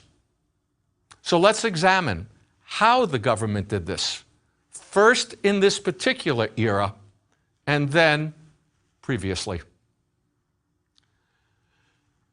Government aid to business in the era of 1865 to 1900 took numerous forms. One was tax policies. This is an era of very high protective tariffs, very high taxes on imports from other countries. The United States has always had a tariff since the first administration under George Washington. But it was a tariff designed to raise revenue in order to run the government. There was no income tax at this point. Government relied upon a low tariff, but one that was constant in order to be able to run. A protective tariff is much higher and has a different aim. It is designed to protect American industries from foreign competition. It also enables American industries to maintain high prices without fear of losing business. By the 1880s, over 4,000 items were covered by tariffs. And in 1890, the McKinley tariff raised the rates on imports to nearly 50% of the price. Some items, such as tin plates, were up to 70%. What did this mean? A woolen blanket or coat that was made in Scotland and that would have cost, let's say, $10 would now cost an American customer $15. That means an American manufacturer who might normally charge $11 is not only protected from cheap foreign competition and a loss of business, but he can actually raise his price to $14 and not lose any customers. And while such protective tariffs reached a high point in the 1890s, the Supreme Court simultaneously ruled that any income tax was unconstitutional, and that remained so until the passage of the 16th Amendment to the Constitution in 1913. Now, another form of government aid to business was land grants. Land grants to railroads as an incentive for construction of the railroads. Over 180 million acres were granted to the railroads by federal and state governments. That was about 7% of the total U.S. land. There were also loans and financial subsidies to the railroads. Furthermore, numerous businesses successfully lobbied the federal government for additional special favors, and they received them. A third form of government aid was immigration policy. Congress maintained open immigration policies, which provided surplus workers for industry. That helped keep worker salaries very low by the laws of supply and demand. You had an excess supply, so the wages were going to be low. The government also encouraged inventions via patents. And the number of patents exploded after the Civil War. Between 1790 and 1860, the government had granted 36,000 patents total. In 1897 alone, it granted 22,000 patents. By 1910, it had granted a total of 1 million patents, 900,000 of which had been issued since 1870. Inventing itself became a big business, with Thomas Edison developing and patenting not only the light bulb, but hundreds of other items, over 1,000, at his Menlo Park invention factory. Edison also developed the first complete system for electric power generation. Consolidated Edison in New York, better known as Con Ed. And you needed such power generation systems to run many of his inventions. He also founded the General Electric Company, which Eliot Thomson bought in 1892, and which by 1914 was producing 85% of the world's light bulbs. It also contained the first corporate research and development division. Now, the growth of such large-scale corporations was sanctioned and encouraged by the government, even though many such corporations tended to destroy competition. Indeed, the modern corporation could not even exist without some very important court rulings. Let's start with limited liability. A corporation is only liable, the people who buy stock in a corporation are liable only for the money they have invested. That had not been the case earlier in world history. In addition, the courts defined corporations as possessing the same constitutionally guaranteed rights as human beings. That was done during the 1880s. Labor unions, very soon thereafter, are defined as combinations in restraint of trade whose strikes could be halted by court injunctions.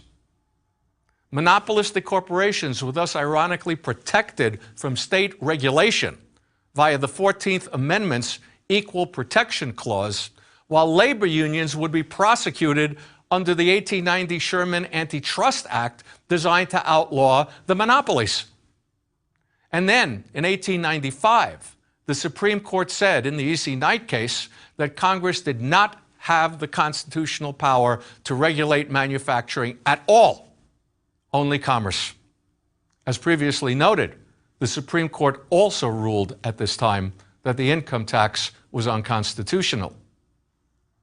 Along with all of this came court injunctions against numerous labor strikes and government use of armed force to break strikes. This was frequently done by volunteer state militia, who during this era were reorganized largely for this purpose and became known as the National Guard. Federal troops were also used on occasion, most notably during the railroad strike of 1877 and the Pullman strike of 1894. The railroad strike of 1877 was caused by the four largest railroads agreeing in the midst of a depression to another wage cut. When workers at one of the four struck in protest, President Rutherford B. Hayes sent in federal troops to protect railroad property. That led other railroad workers to strike, and state National Guard troops and police to be called out as well. In Pittsburgh, they opened fire on the strikers and their families, killing 25. That led to even more strikes nationally and more violence. 100 would be killed. And what you had was really the first nationwide work stoppage in U.S. history. The Pullman strike of 1894 will be covered in greater depth in another lecture. The basic facts, which I'll mention now, are that the wage cut during the Depression of 1893 at the Pullman Railroad Sleeping Car Company and its town outside Chicago took place without any cut in the rent charged for workers' housing. That led to a strike and a boycott by the American Railway Union of all trains with Pullman cars. The court issued an injunction against the strike, that it was affecting interstate commerce. When the Illinois governor refused to send in state troops, federal troops were sent in, and the leader of the railway union, Eugene Debs, was arrested, jailed, and both the strike and the union were broken. Now, I would argue that all of this is hardly laissez-faire. Rather, it constitutes active government encouragement of business on its own initiative and at the request of business. And it is not new. There is a long history of government promotion of business. The government had always seen its role as promoting business in order to increase the wealth of the country. That idea had roots in the old mercantilist series of beliefs under which the colonies had originally been founded. Now, under mercantilism, the way to do this was to strive for economic self-sufficiency through creation of an empire and imperial trade regulations and incentives, including special corporate grants, special monopolies. Americans broke out of the British mercantilist system as too confining during the Revolution, and they gradually accepted instead the laissez-faire ideology, at least in theory. But reality is another matter. And the Revolutionary War breakout from the mercantilist system did not mean Americans rejected all mercantilist thought. To the contrary, Hamilton's proposal and Congress's agreement to the first national bank in the 1790s can be seen as a continuation of the mercantilist concept of government-sanctioned and controlled companies, even monopolies. Now, the bank was not a monopoly, but it was a super bank with enormous government reserves and enormous powers to keep other banks in line and direct both the fiscal policy of the country and its economic growth. The same holds true for the Second National Bank in 1816 and the first protective tariff in the same year to protect from British competition the infant industries that had emerged in the War of 1812. They emerged because during the war, commerce was shut off, and the funds that would have been used for commerce were now available for industrial investment. After the War of 1812, both the state and the federal governments provided financial and other support for the building of canals and roads. Now, not all Americans agreed with such government support for business before the Civil War.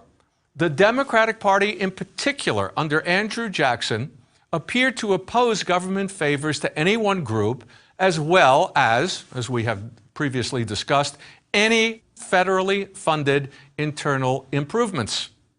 This could be seen in Jackson's veto of the Maysville Road Bill and his veto of the recharter of the Second National Bank, as well as his ensuing destruction of that bank, as previously discussed. But as previously noted, that destruction was supported by numerous bankers and by Wall Street. It was, in effect, government action in support of other banks, other investors desirous of escaping from the national bank's oversight and control.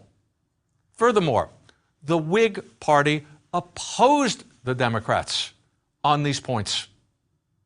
And the rise of the Republican Party in the northern states during the 1850s created an alliance of all classes in the North who favored government action. Government action not only against slavery, but also against economic competition from slave labor and in favor of free government land for homesteaders, a high protective tariff for northern industry, something for everybody, which was summed up beautifully in the slogan, free soil, free labor, free men. The sectional division of the Democratic Party in 1860, the ensuing Republican electoral victory, and the following secession of the southern states removed the major political barriers to the passage of the entire Republican platform, including high protective tariff, government support for internal improvements, including a transcontinental railroad, and a homestead law. All of these had been previously blocked by the South. This is the only time that a total national party platform is completely implemented. Now, while the reunited Democratic Party after the Civil War claimed to be laissez-faire via its low tariff policy, in reality, it too favored continued government support of business. That was most clearly seen in President Cleveland sending in federal troops to break the Pullman strike of 1894. Now, as we will see later, the reform movements of the late 19th and early 20th centuries will want to regulate the perceived excesses of big business, but they will not want to halt government promotion of business. For Americans always have seen promotion of economic growth as a major function of government. Furthermore, some big businesses will in the future actually want this regulation. According to at least one historian, they wanted it as a way to stifle future competition by establishing government rules that large corporations could easily obey, but small newcomers could not without disastrous consequences. And contrary to popular belief, the 1920s did not mark any return to laissez-faire. Indeed, and as we will see, the Republican administrations of those years were quite active in the promotion of business and in the early 1930s in promoting major government programs to end the Great Depression. Myths to the contrary about Herbert Hoover notwithstanding. Business also possesses and uses an ability to obtain the types of government actions it desires and to block those it does not desire via the need of elected government officials to retain business confidence to ensure economic prosperity. And without their economic prosperity, they will not ensure their re-election to office. As we will see in this regard in a future lecture, one reason that the New Deal failed to end the Great Depression was the fact that business would not accept its temporary expedient of deficit spending as well as a host of other New Deal measures. Ironically, that in turn forced the Roosevelt administration to return to deficit spending. It had dramatically cut deficit spending, but that, without business confidence, led to the recession of 1937. Now, if all of this is true, then where, when, and why did the myth of laissez-faire government policy regarding business develop? Whereas the U.S. government has never been completely laissez-faire, different groups throughout U.S. history have favored sharp restrictions on government's role in the regulation of the economy. Such restrictions have often been proposed and defended in the name of laissez-faire, even though that was a distortion of what was really being proposed and why it was really being proposed. One is reminded in this regard of the use of states' rights arguments by different sections of the country at different times, as discussed in the lecture on the causes of the Civil War. In a similar manner, laissez-faire has been used by different groups at different times to lend ideological support to their self-interests. Does that make such proponents of laissez-faire hypocrites? Critics say yes. But if so, the same can be said for all the different advocates of states' rights whom we have studied. Which raises the fundamental question: is it hypocrisy to honestly believe in something that is not true? Furthermore, if people honestly believed in laissez-faire or states' rights, and if they acted upon such a belief, can one consider such a belief to be a real cause of an ensuing historical event, even if it is not true? I have argued this with some colleagues in other departments. Many would say no. Many historians, though not all of them, would say yes. For human beings create history on the basis not of reality, but their perceptions of reality. Perceptions that are often far removed from what actually occurred. But what actually occurred, as we have seen, and as we will continue to see in this course, is visible only with the hindsight that the study of history provides. In the last lecture, for example, Gettysburg was not perceived at the time in the same way it would later be perceived. The same is true of Lincoln's Gettysburg Address and numerous events that we study.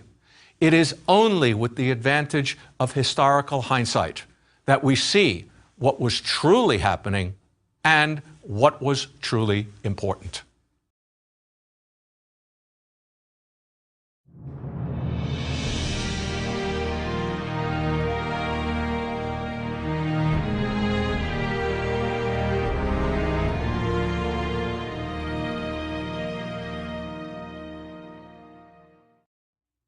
We often hear the word populist used today, either to praise or to attack political movements and leaders, on both the right and the left. Obviously, there is disagreement and confusion as to whether the term denotes praise or contempt, as well as whether it refers to the left or to the right. Interestingly, that echoes historical disagreement regarding the original populist party of the 1890s and its leaders. Now, whatever side one takes in these arguments, contemporary populism appears to have very little in common with the original movement. In this lecture, we will analyze that original movement and then explore what links, if any, it has to later and contemporary movements and leaders that we describe as populist. Populism originally arose in the decades after the Civil War as an agrarian movement of farmers victimized by the Industrial Revolution then sweeping the United States. Now, while that revolution had created enormous wealth for some, as well as for the nation as a whole, it also impoverished many others, most notably unskilled factory workers and farmers.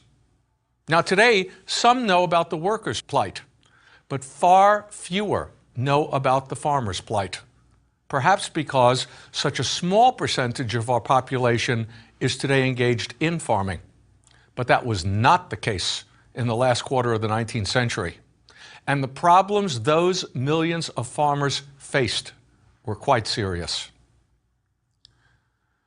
The basic problem was overproduction, due primarily to the mechanization of agriculture and a massive expansion of acreage under cultivation. Between 1860 and 1910, the number of farms in the country tripled. Simultaneously, the quantity of crops one could grow and harvest expanded enormously as the Industrial Revolution hit agriculture. For example, the number of acres one could harvest in a day increased from 2 using a hand scythe to 12 using a McCormick reaper. Now, by the laws of supply and demand, the result of this enormous expansion of supply was falling prices with each bumper crop. Between 1881 and 1894, wheat fell from $1.19 a bushel to 49 cents a bushel, and corn from 63 cents to 18 cents. This problem was compounded by overseas competition. The American farmer was now part of a world market, and the agricultural revolution was worldwide. The farmer's economic problems were further worsened by a host of additional factors. First, the general deflation of the time, combined with the fact that the farmer is perennially in debt due to his need to buy land, seed, equipment, and now large-scale machinery as well. Deflation makes it much more difficult to pay off his ensuing debts. A 50% drop in the price that the farmer receives for his produce means he has to grow twice as much to pay off the original debt. But the more he grows, the lower the price goes, and what you get is a vicious cycle. Now, secondly, high tariffs raise the price of manufactured goods that the farmer has to buy, but not the price of his produce. In effect, he is forced to sell on a world market of depressed agricultural prices, but buy manufactured goods on a protected market of high prices. He also faces very high taxes on his property. All of his property is very visible. And he faces very high interest rates from banks, loan companies, and insurance companies. Farmers also face very high railroad rates to ship produce to market. By the laws of supply and demand, the railroads are charging farmers more in the West and South, where there is a lack of competing railroad lines, than they are in the East, where there are plenty of competing lines. In addition to that, the farmer is often charged more for a short haul than a long haul. Indeed, it often costs the farmer more to ship a bushel of wheat than that bushel of wheat is worth. The railroads also control land and land sales due to the government land grants that we discussed in a previous lecture. The railroads also control the grain elevators and storage area costs and middleman fees. Now, in the South, all of these problems are compounded by tenant farming, sharecropping, and the crop lien system. Many Southern farmers, white as well as black, do not own their own land. Instead, they live and work on someone else's land as tenants. And they pay the owner, i.e. the landlord, with a percentage of their annual crop. They also pledge a percentage of their crop in order to be able to purchase tools, seeds, and daily necessities. This is all taking place as their crops are worth less and less, and that just drives them further into debt. The farmer's problems are also a result of the shift from self-sufficiency to specialized commercial farming, which places him at the mercy of market forces beyond his control. And farmers face social isolation and a loss of social status in this new industrialized and urbanized America. In Thomas Jefferson's time, Jefferson had described farmers as God's chosen people. By this time period, farmers are referred to by such insulting terms as hayseed or hick. The existing political parties are incapable or unwilling to help the farmers, essentially for two reasons. What one historian, Eric Goldman, labeled the steel chain of ideas. Combine Adam Smith's laissez-faire ideology and laws of supply and demand with David Ricardo's iron law of wages, which holds that labor's wages will always go to the subsistence level. You combine both of these with other economic beliefs, and you reach the conclusion that nothing can be done politically to change things. That these are laws, these are economic laws.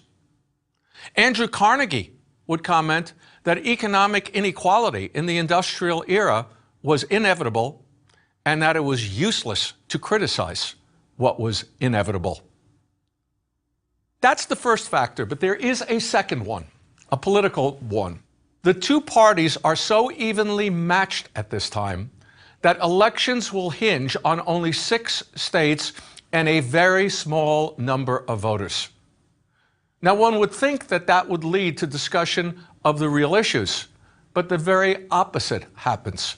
Given how close the elections are, there is an extraordinary emphasis on political machines in the cities, corporate contributions, and special favors to swing key states. From the farmers' point of view, both parties are thus corrupt, and there is no real difference between them.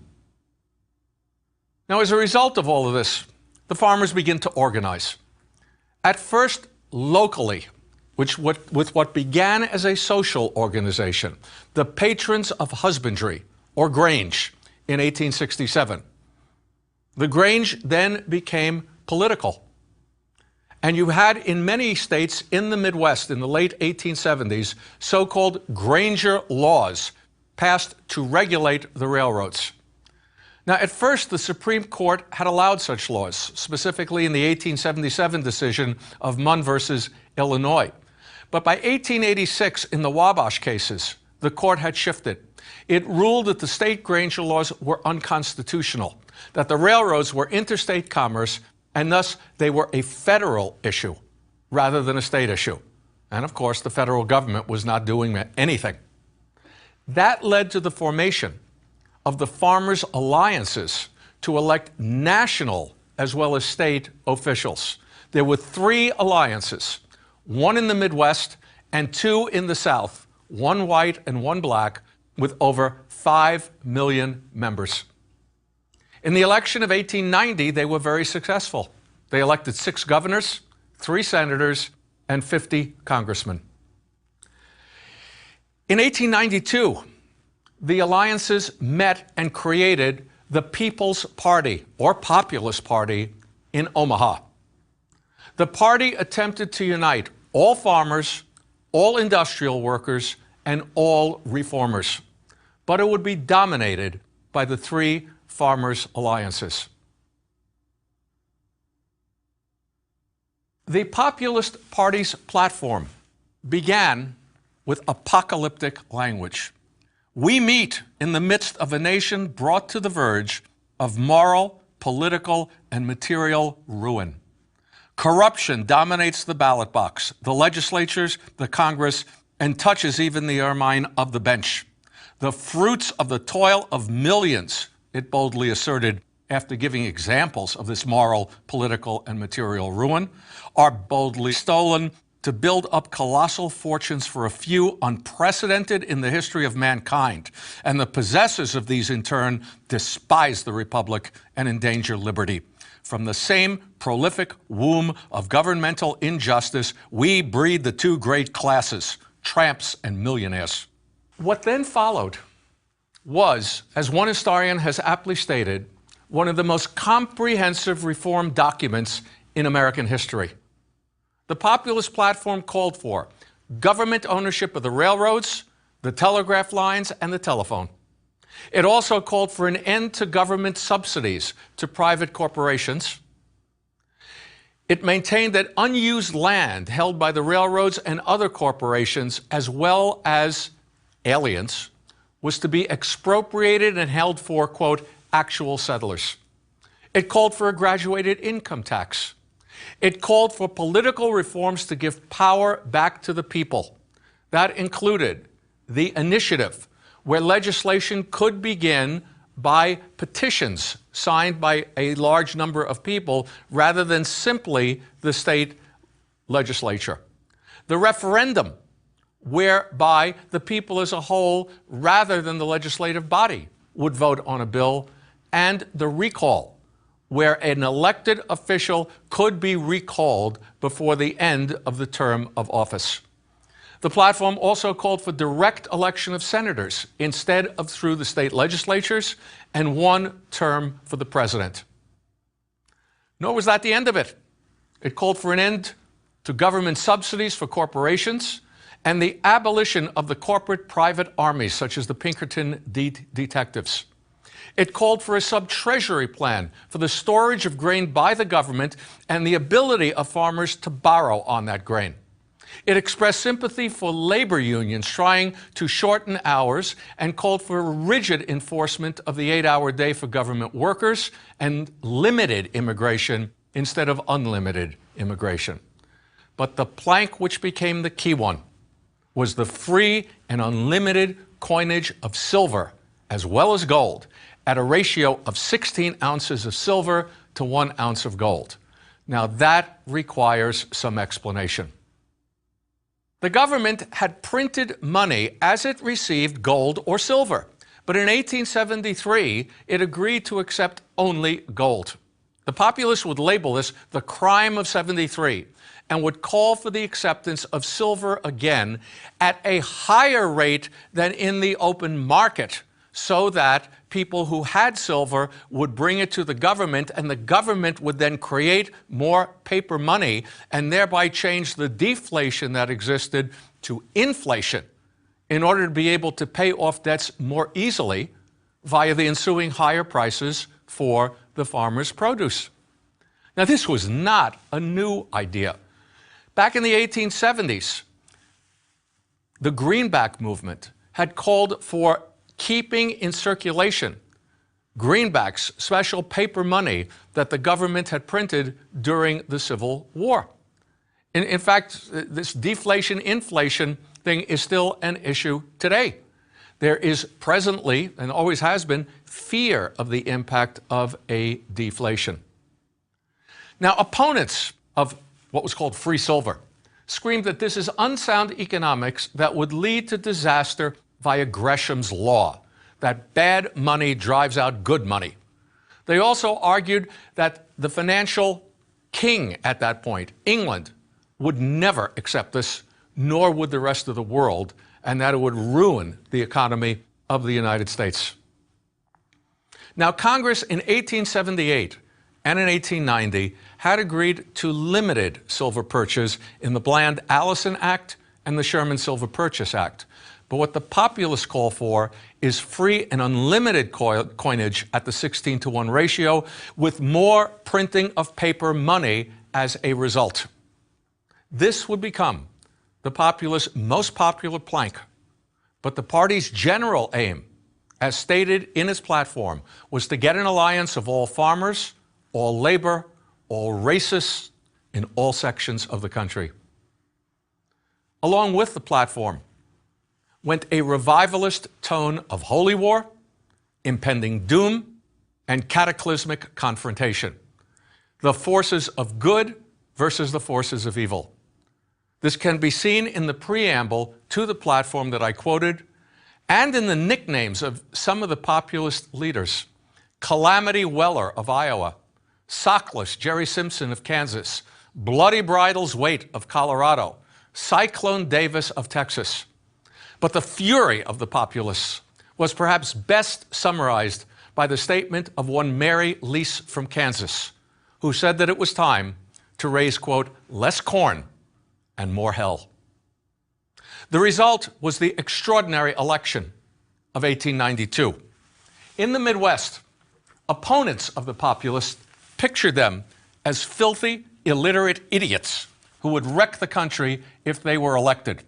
As Kansas newspaper editor William Allen White would put it a few years later, this is from an 1896 editorial entitled, "What's the Matter with Kansas?"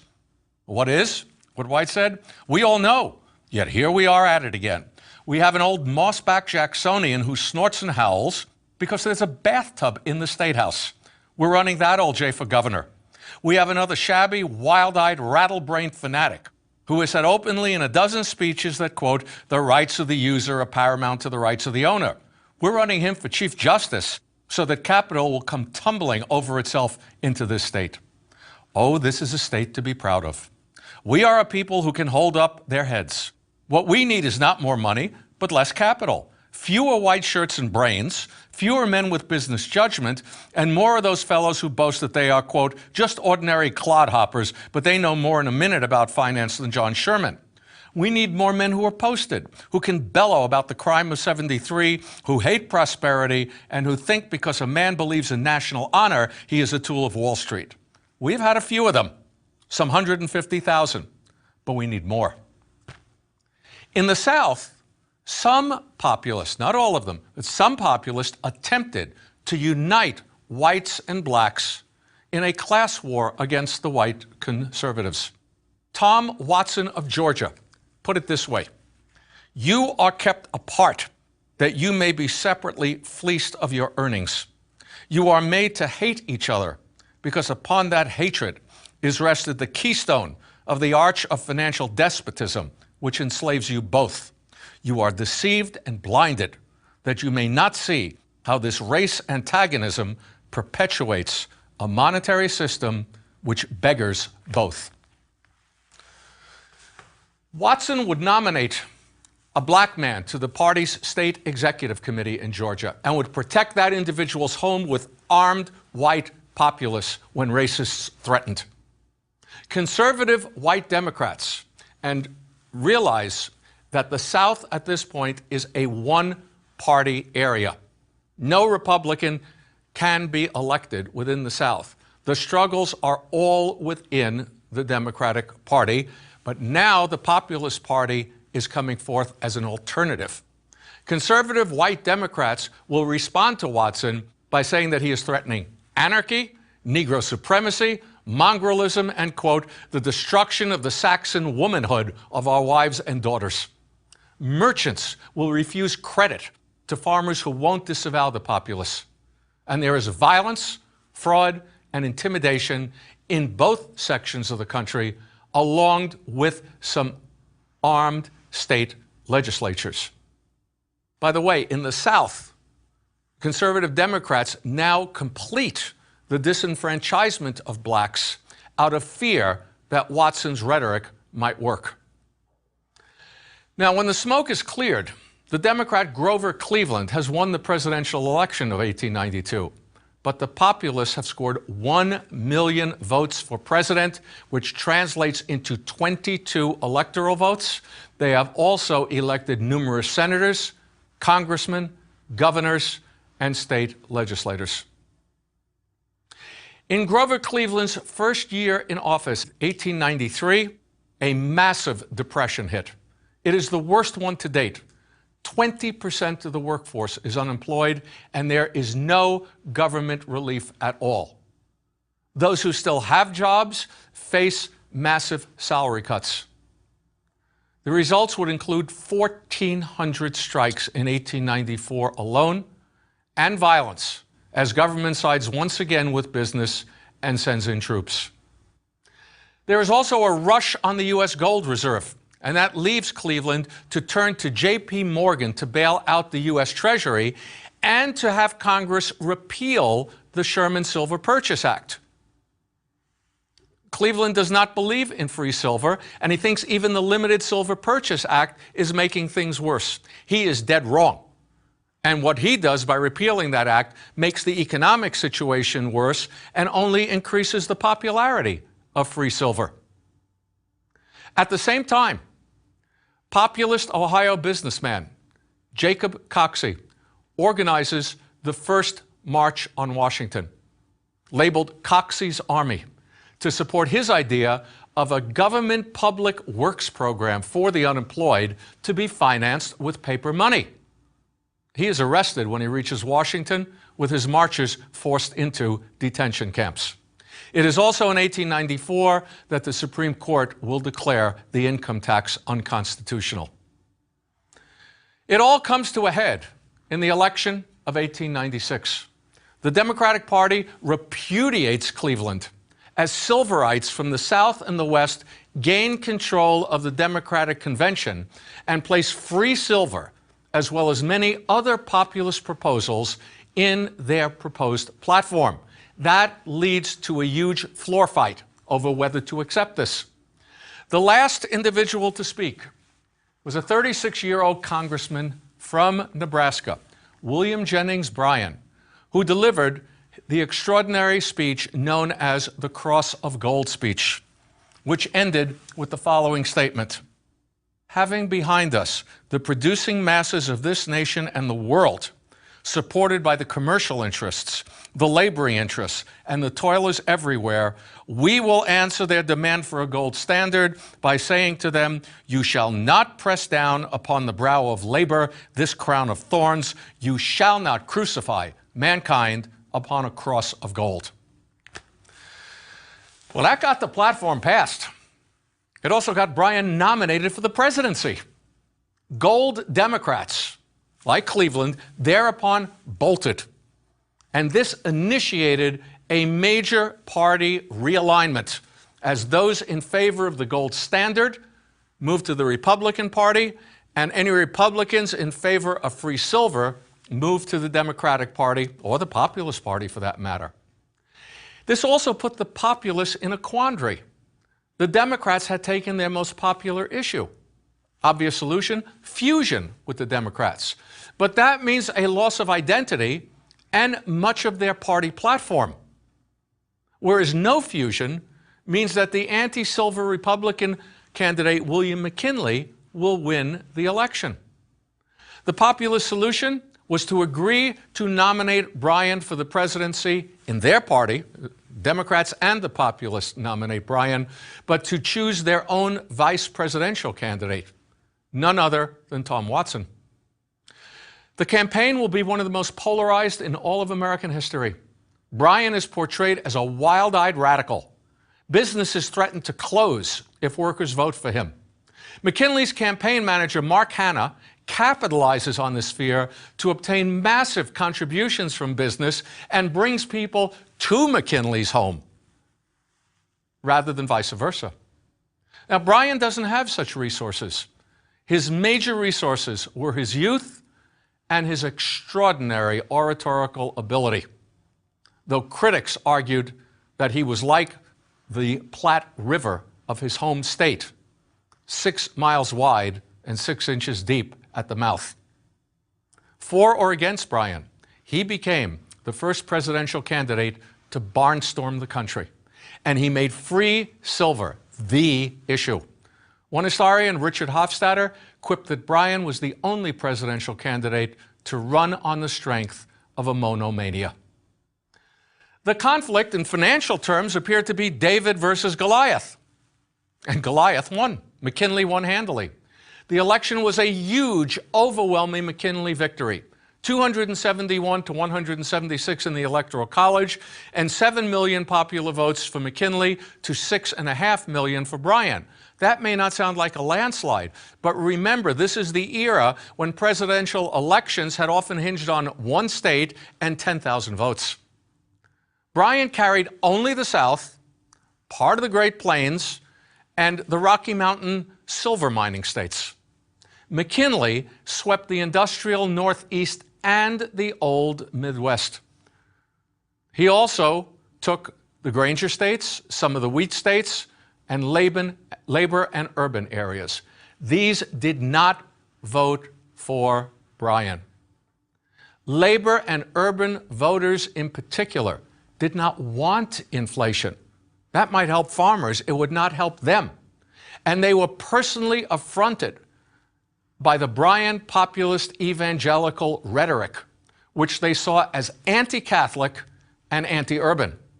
Bryan even referred to the Northeast as enemy country. And in the Cross of Gold speech, he countered cries that the cities favored the gold standard by saying, quote, "The great cities rest upon our fertile prairies. Burn down your cities and leave our farms, and your cities will spring up again as if by magic.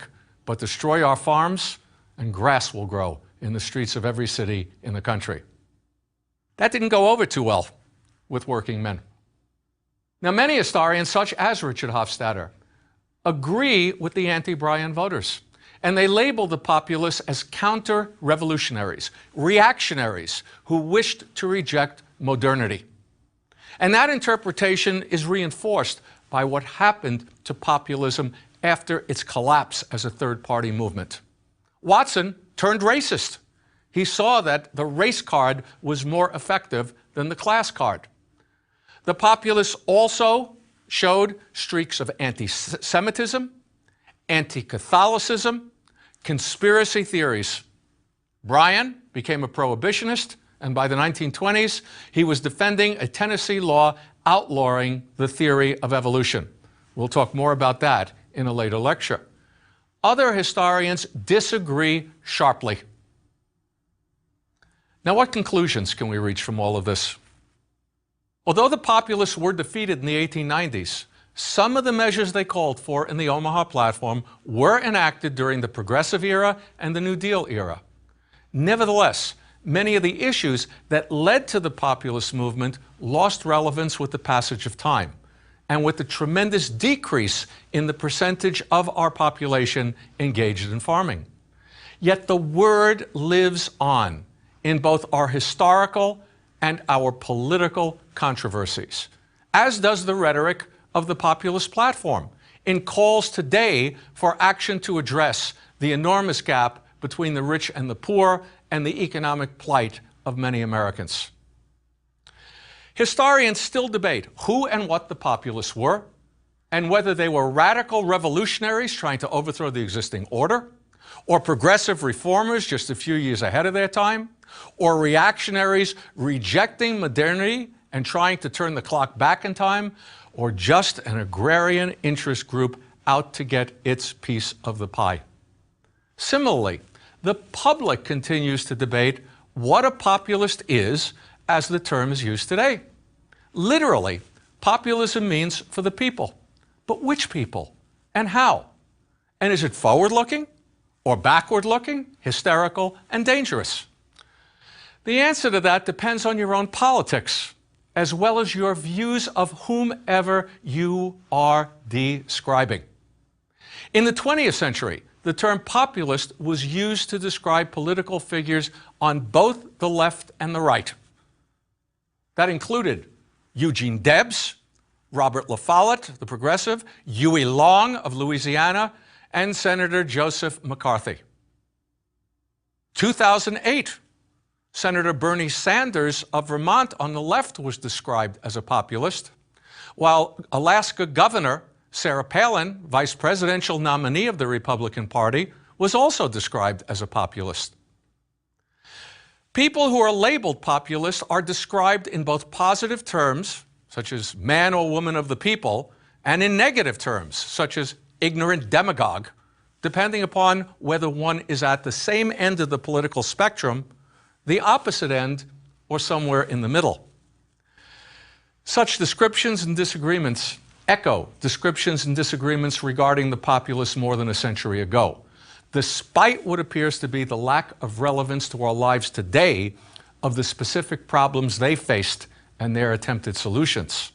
Those descriptions and disagreements over contemporary populists may also determine how one views the original movement and its leaders, and whether one believes or not their problems and their proposed solutions are relevant or irrelevant to our lives today.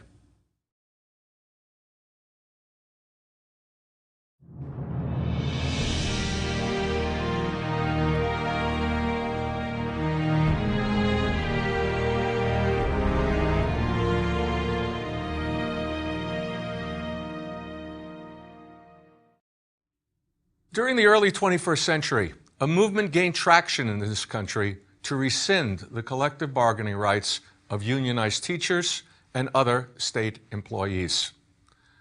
Now, whether in favor or opposed to this action, many Americans perceived it as a dramatic reversal of historic governmental policy towards unions, a governmental policy often described as either pro-union or as trying to be a fair arbiter between business and labor.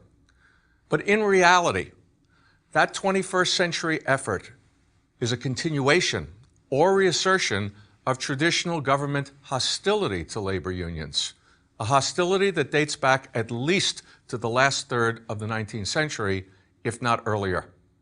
This lecture will explore the reasons for that hostility and the ensuing governmental actions.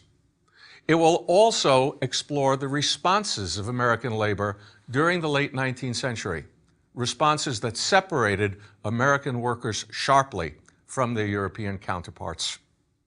The Industrial Revolution of the 19th century led to the creation of a new class of largely unskilled industrial workers, as traditional artisans were put out of business. Before the Industrial Revolution, a shoemaker would make an entire shoe. He would also own his own shop, set his own hours, and probably live above his own store. Come the Industrial Revolution and the assembly line, which can produce shoes much cheaper than this individual working by hand, and he will be closed down. He cannot compete. He will become an unskilled worker on a shoe assembly line, nailing, for example, heels onto shoes, doing hundreds of them a day, rather than producing the entire shoe. Now, work in these factories was boring, it was repetitive, it was often dangerous, with very long hours and very low pay. The average work week in many factories during the late 19th century was 60 hours. Pay, approximately 20 cents an hour for the few still existing skilled jobs, and 10 cents an hour for unskilled work. Steel workers had 12-hour shifts, 7 days a week for such pay. And in occupations such as mine working, laborers were often paid in company scrip that was redeemable only at the company store. And in all fields, workers would be laid off or suffer pay cuts during the periodic economic depressions that occurred. And as a result of all this, more than half of industrial workers did not make enough to support their families. Somewhere between $500 and $600 annually was needed for that. So as noted in a previous lecture, their wives and their children had to work for even lower wages. Contrary to another myth, women made up approximately 20% of the industrial workforce at this time. Workers responded to all of this with efforts to organize into labor unions in order to fight for better pay and better working conditions. Their key weapon was the strike, to force employers to agree to bargain over their demands or face a shutdown of their factories. Now, as noted in a previous lecture, the U.S. government's policy in the late 19th century was not laissez-faire, it was pro-business. And this pro-business policy included hostility toward labor unions that tried to form during this time period, and the use of armed force to suppress numerous union strikes. Partially as a result, effective unionization of industrial workers in this country would take much longer than it did in Europe. It would also lead to a very different union ideology. Well, one obvious question to arise here is, why was there such hostility to labor unions, and why was there such failure to organize during this time period? Numerous reasons. Many industrial workers continued to believe in the traditional American dream and the traditional American ideology of individualism, the belief that they could make it on their own as individuals. Unionization equaled recognition that they no longer could do so. For that very reason, the American middle class also opposed unionization and saw it as an attack on the American dream. That middle class was also alienated by the violence that accompanied many strikes. In addition, this was the era of the so-called new immigration from Eastern and Southern Europe as well as Asia. The older wave of immigration had come from Western and Northern Europe. These new immigrants came from different races, different ethnic groups. They possessed different religions, different languages, and different cultures. Those differences divided American workers, making union solidarity extremely difficult, if not impossible. Compounding this problem, employers often pitted these groups against each other as strikebreakers. For example, if Polish workers struck, the employers might hire Italian workers to replace them, or black workers. Employers also hired private armies, often of Pinkerton detectives, to violently break strikes.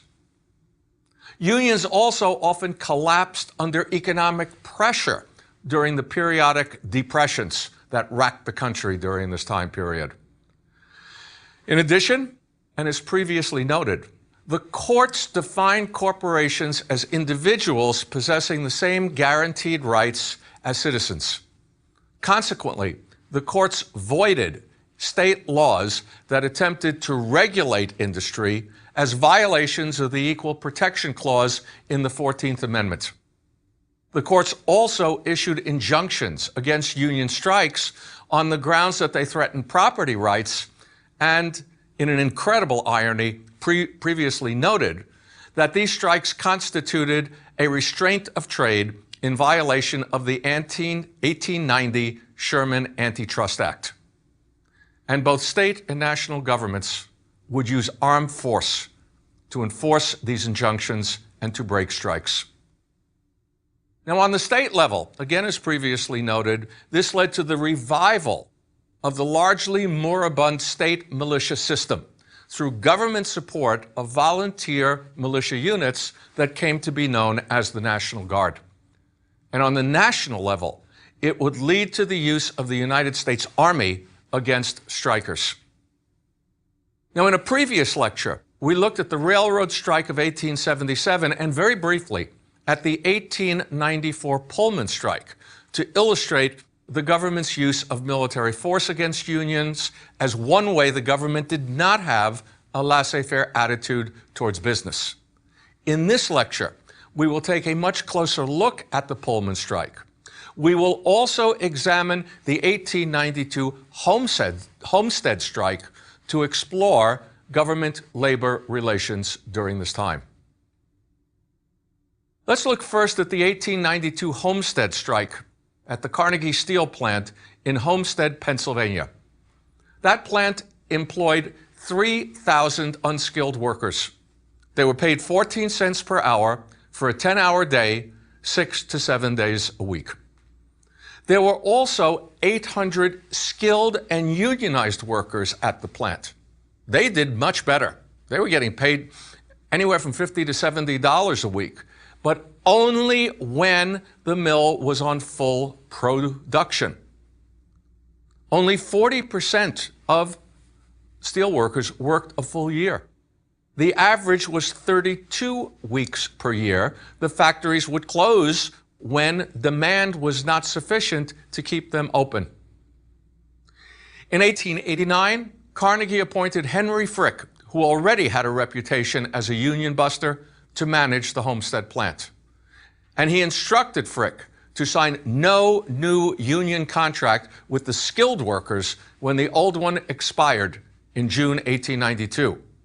Instead, Homestead was to overproduce steel before that date in order to create a surplus, and then close the plant in what was called a lockout. Keep the workers out, and that was designed to break the union. The union responded to this by calling upon all Homestead workers, skilled and unskilled, to strike, which they did. They also took over Homestead, which was a company town. Frick responded by hiring strikebreakers and 300 Pinkerton detectives. On July 6th, workers opened fire on those detectives and burned their barges. 7 Pinkertons and 9 workers died. Sympathy strikes soon spread to other Carnegie steel mills. On July 12th, the governor of Pennsylvania sent in 7,000 state militia. And on July 18th, 7 strike leaders were arrested and charged with murder. Then on July 23rd, An anarchist, Alexander Berkman, attempted to assassinate Frick. He failed. On August 30th, the strike committee was arrested on conspiracy charges, and some were denied bail. 185 separate indictments were issued. By October, 1,600 Carnegie workers were on the relief rolls, and in November, the union gave up. Of the 3,800 total workers at Homestead, only 800 were ever rehired. And in retrospect, this failure spelled the end of any unionization in the steel industry for 40 years. Let's now turn to the 1894 Pullman sleeping car strike. This took place originally in the supposedly model company town of Pullman, Illinois. Pullman plant workers declared a strike after 5 wage cuts in the year, totaling anywhere from 25% to 40% of their wages. Those wage cuts were due to the Depression of 1893. But while you had these 5 wage cuts, there was no reduction in company rent. When the workers struck, Pullman responded by closing the plant. No violence took place at this time. Now, on appeal by the striking plant workers, the Independent American Railway Union, under Eugene Victor Debs, voted to aid the strikers by nationally boycotting Pullman cars. They simply would not deal with Pullman cars. The railroads began to fire union members who did boycott Pullman cars. Debs then called upon his union, 150,000 members strong, to walk off the job. That crippled the entire national rail system. The governor of Illinois, John Altgeld, was sympathetic to the union. He refused to send in state troops, at which point the railroad owners went to President Grover Cleveland, whose Attorney General, Richard Olney, sent in 3,400 special deputies over the protests of Governor Altgeld. The grounds? The need to keep the trains running for the mail and the fact that the federal government was responsible for interstate commerce. That move led to violence, and Debs was jailed for violating a federal court injunction that had prohibited the strike on the grounds that it was, quote, a combination in restraint of trade that violated the Sherman Antitrust Act. When Debs emerged from jail, he announced that he was now a socialist. And soon thereafter, the Socialist Party of America would be formed with Debs as its standard bearer. Debs would run for President of the United States 5 times as the candidate of the Socialist Party. In 1912, he would poll nearly 1 million votes. But that was as close as socialism ever came to being accepted in the United States, and it really wasn't close at all. The situation in Europe was quite different. Indeed, in most European countries, socialist political parties were forming with union members as their backbone.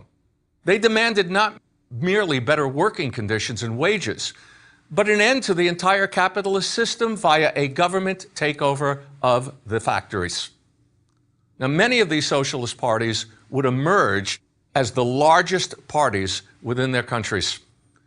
And in an extraordinary irony, the highly conservative and class-conscious German aristocrat and political leader, Otto von Bismarck, would make Germany the first country to institute Social Security. He did this as a means of co-opting and weakening the very large Social Democratic Party, a party that he hated. This is a good time to explain some very important distinctions within the socialist movement. First of all, European socialist parties were not communist. In fact, communist parties did not even exist until the Russian Revolution of 1917 and the fragmentation of the international socialist movement during World War I. Both Debs's Socialist Party of America and the large socialist parties of Europe were democratic, and they believed in achieving socialism via the ballot box. They were thus named Social Democrats or Democratic Socialists. Communists, on the other hand, believed in the violent overthrow of capitalism and the establishment of what Karl Marx had called, quote, the dictatorship of the proletariat, which is what occurred in Russia. In point of fact, socialism as a whole is an economic system, whereas communism is a dictatorial political system. Now, contrary to common belief, many Americans in the late 19th century and the early 20th century were attracted to socialism. The American middle class would be introduced to socialist ideas through Edward Bellamy's very popular 1888 novel, Looking Backward, and the ensuing formation of Bellamy clubs throughout the country. And by 1912, while Debs was polling 1 million votes for president, 450 socialists had been elected to office. That included more than 50 mayors and 1 congressman. But this was not Marxian socialism as it developed in Europe. Bellamy, for example, placed much more emphasis on nationalism and on a peaceful shift in the United States from capitalism to socialism. He did this through a Rip Van Winkle type character who began the book in a very violent, strike-filled, violence-filled America, only to wake up to find that this violent capitalist world had been peacefully transformed into a utopian socialist world, as people simply voted to have the government take over the factories. Now, despite the popularity of Bellamy's novel and the limited success of the Socialist Party of America, socialist ideology nevertheless had far less appeal in the United States than it did in Europe. In fact, the United States never developed the large social democratic parties that many European nations did. And indeed, those social democratic parties in the 20th century would govern many of these European countries, including England after World War II under the Labour Party. Why did the United States not develop such a party and such a movement is a question that numerous historians have long asked. Well, there are numerous reasons. One major reason was that Americans as a whole did not possess the class consciousness that Europeans did from their very lengthy history, dating back at least to the Middle Ages, a history of very distinct classes. You had aristocrats, you had a middle class, you had peasants. Americans lacked that history. And the Europeans who came here to a large extent to escape that history. And without that history, you would not have the class consciousness that accompanied it. Indeed, Marxism and many other varieties of socialism were viewed by many in the United States as European and un-American. In this environment, only one national labor union succeeded during this time period. And it did so largely by eschewing any anti-capitalist political goals. I am talking about the American Federation of Labor, the AFL, under its longtime leader, Samuel Gompers. Under Gompers' leadership, the AFL refused to have anything to do with socialist ideas, socialist political parties, and anti-capitalist radicalism, whether it was democratic or undemocratic. Plain and simple trade unionism was Gompers' motto. And he emphasized the fact that the AFL's only aim was to improve the wages, the hours, and the working conditions of union members within a capitalist system. Furthermore, and unlike other national unions of this era, such as the Knights of Labor welcomed all. the AFL limited its membership to skilled, male, white workers. That was an elite group constituting only 5% of the total workforce. And that elite group was organized in the AFL along craft lines rather than factory lines. All cigar makers, like Gompers, would be in the Cigar Makers Union. The alternative in heavy industry was to place all workers, whether they made cigars or anything else, into the same union. Now, Gompers was willing to use the strike and the boycott.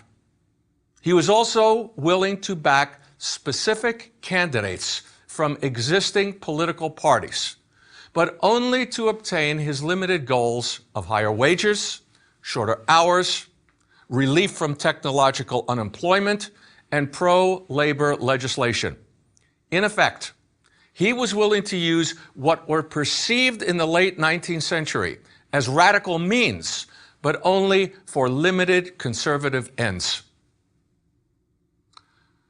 Gompers and the AFL made clear in this regard that they did not want to overthrow the capitalist system. They just wanted to get their piece of the pie. Indeed, Gompers favored mediation and arbitration of labor disputes rather than strikes when he ran into businessmen who were willing to deal with him and his union. And there were many big businessmen who were willing to do so, on the grounds that Gompers and the AFL were far better than the radicals. These businessmen also figured out that they could afford to give higher wages and shorter hours that Gompers demanded. Small businessmen, on the other hand, often could not, and they therefore continued to oppose labor unions. Now, big businessmen were not the only individuals to see this. Socialists saw it as well, and they opposed the AFL, founding in 1905 their own radical industrial union, the Industrial Workers of the World, the IWW, or Wobblies. And that union was founded with the ringing declaration that, quote, the working class and the employing class have nothing in common. In direct opposition to the AFL, the IWW sought to organize all workers, unskilled as well as skilled, along industrial, that is, factory lines rather than along craft lines, and to amass sufficient members and power so as to eventually be able to overthrow the entire capitalist system. The IWW never achieved the popularity, strength, and acceptance of the AFL. And both before and during World War I, it was decimated by government repression. Now, Gompers and the AFL have been accurately described as, quote, a new generation's capitulation to the corporate revolution. In effect, they constituted a corporation of labor, organized in a corporate manner to obtain profits for their members within a capitalist system. Operating in this manner, Gompers was able to obtain, in the 1914 Clayton Antitrust Act, a clear statement that labor was, quote, not a commodity or article of commerce, and that it had a right to organize and use peaceful strikes, picketing, and boycotts, and not to be considered a combination in restraint of trade. The Clayton Act also placed restrictions on the use of court injunctions against organized labor. Furthermore, the AFL would become the model for later successful unions in this country, most notably the Congress of Industrial Organizations, better known as the CIO. The CIO first developed within the AFL, but then broke away to organize unskilled factory workers in the 1930s. Now, the CIO was willing to use more radical means than the AFL.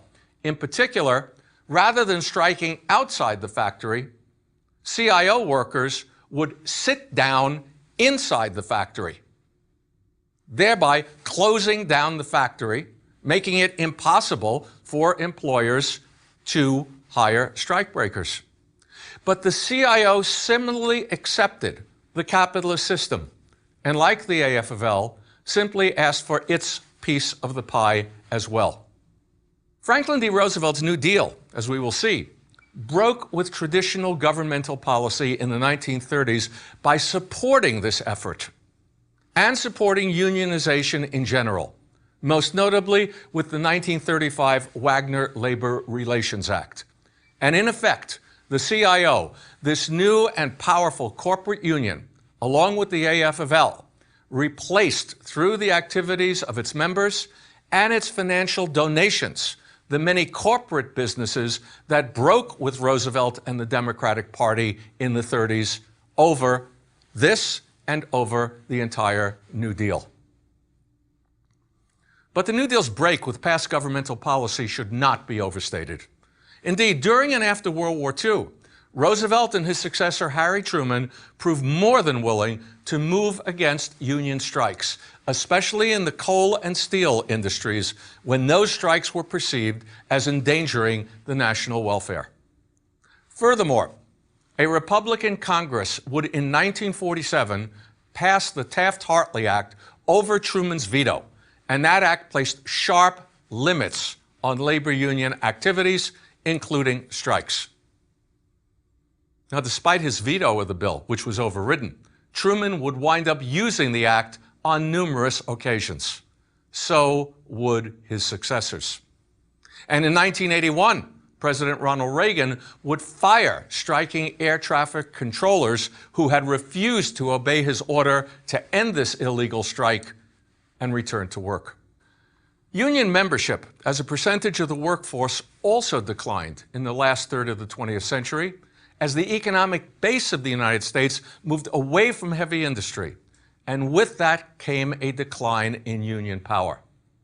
Now, unionization of such white-collar professions as teachers and government workers did take place, but with uneven success and with numbers and power that could not and did not make up for these losses by industrial unions.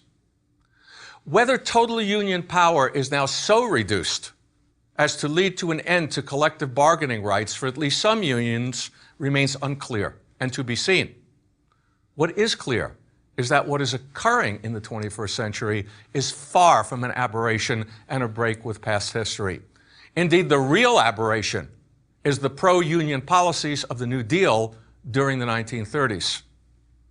That this aberration has come to be viewed incorrectly as what has always existed speaks volumes about the way in which an event in the relatively recent past can distort our perceptions about our entire past, and with it, our perceptions about the present.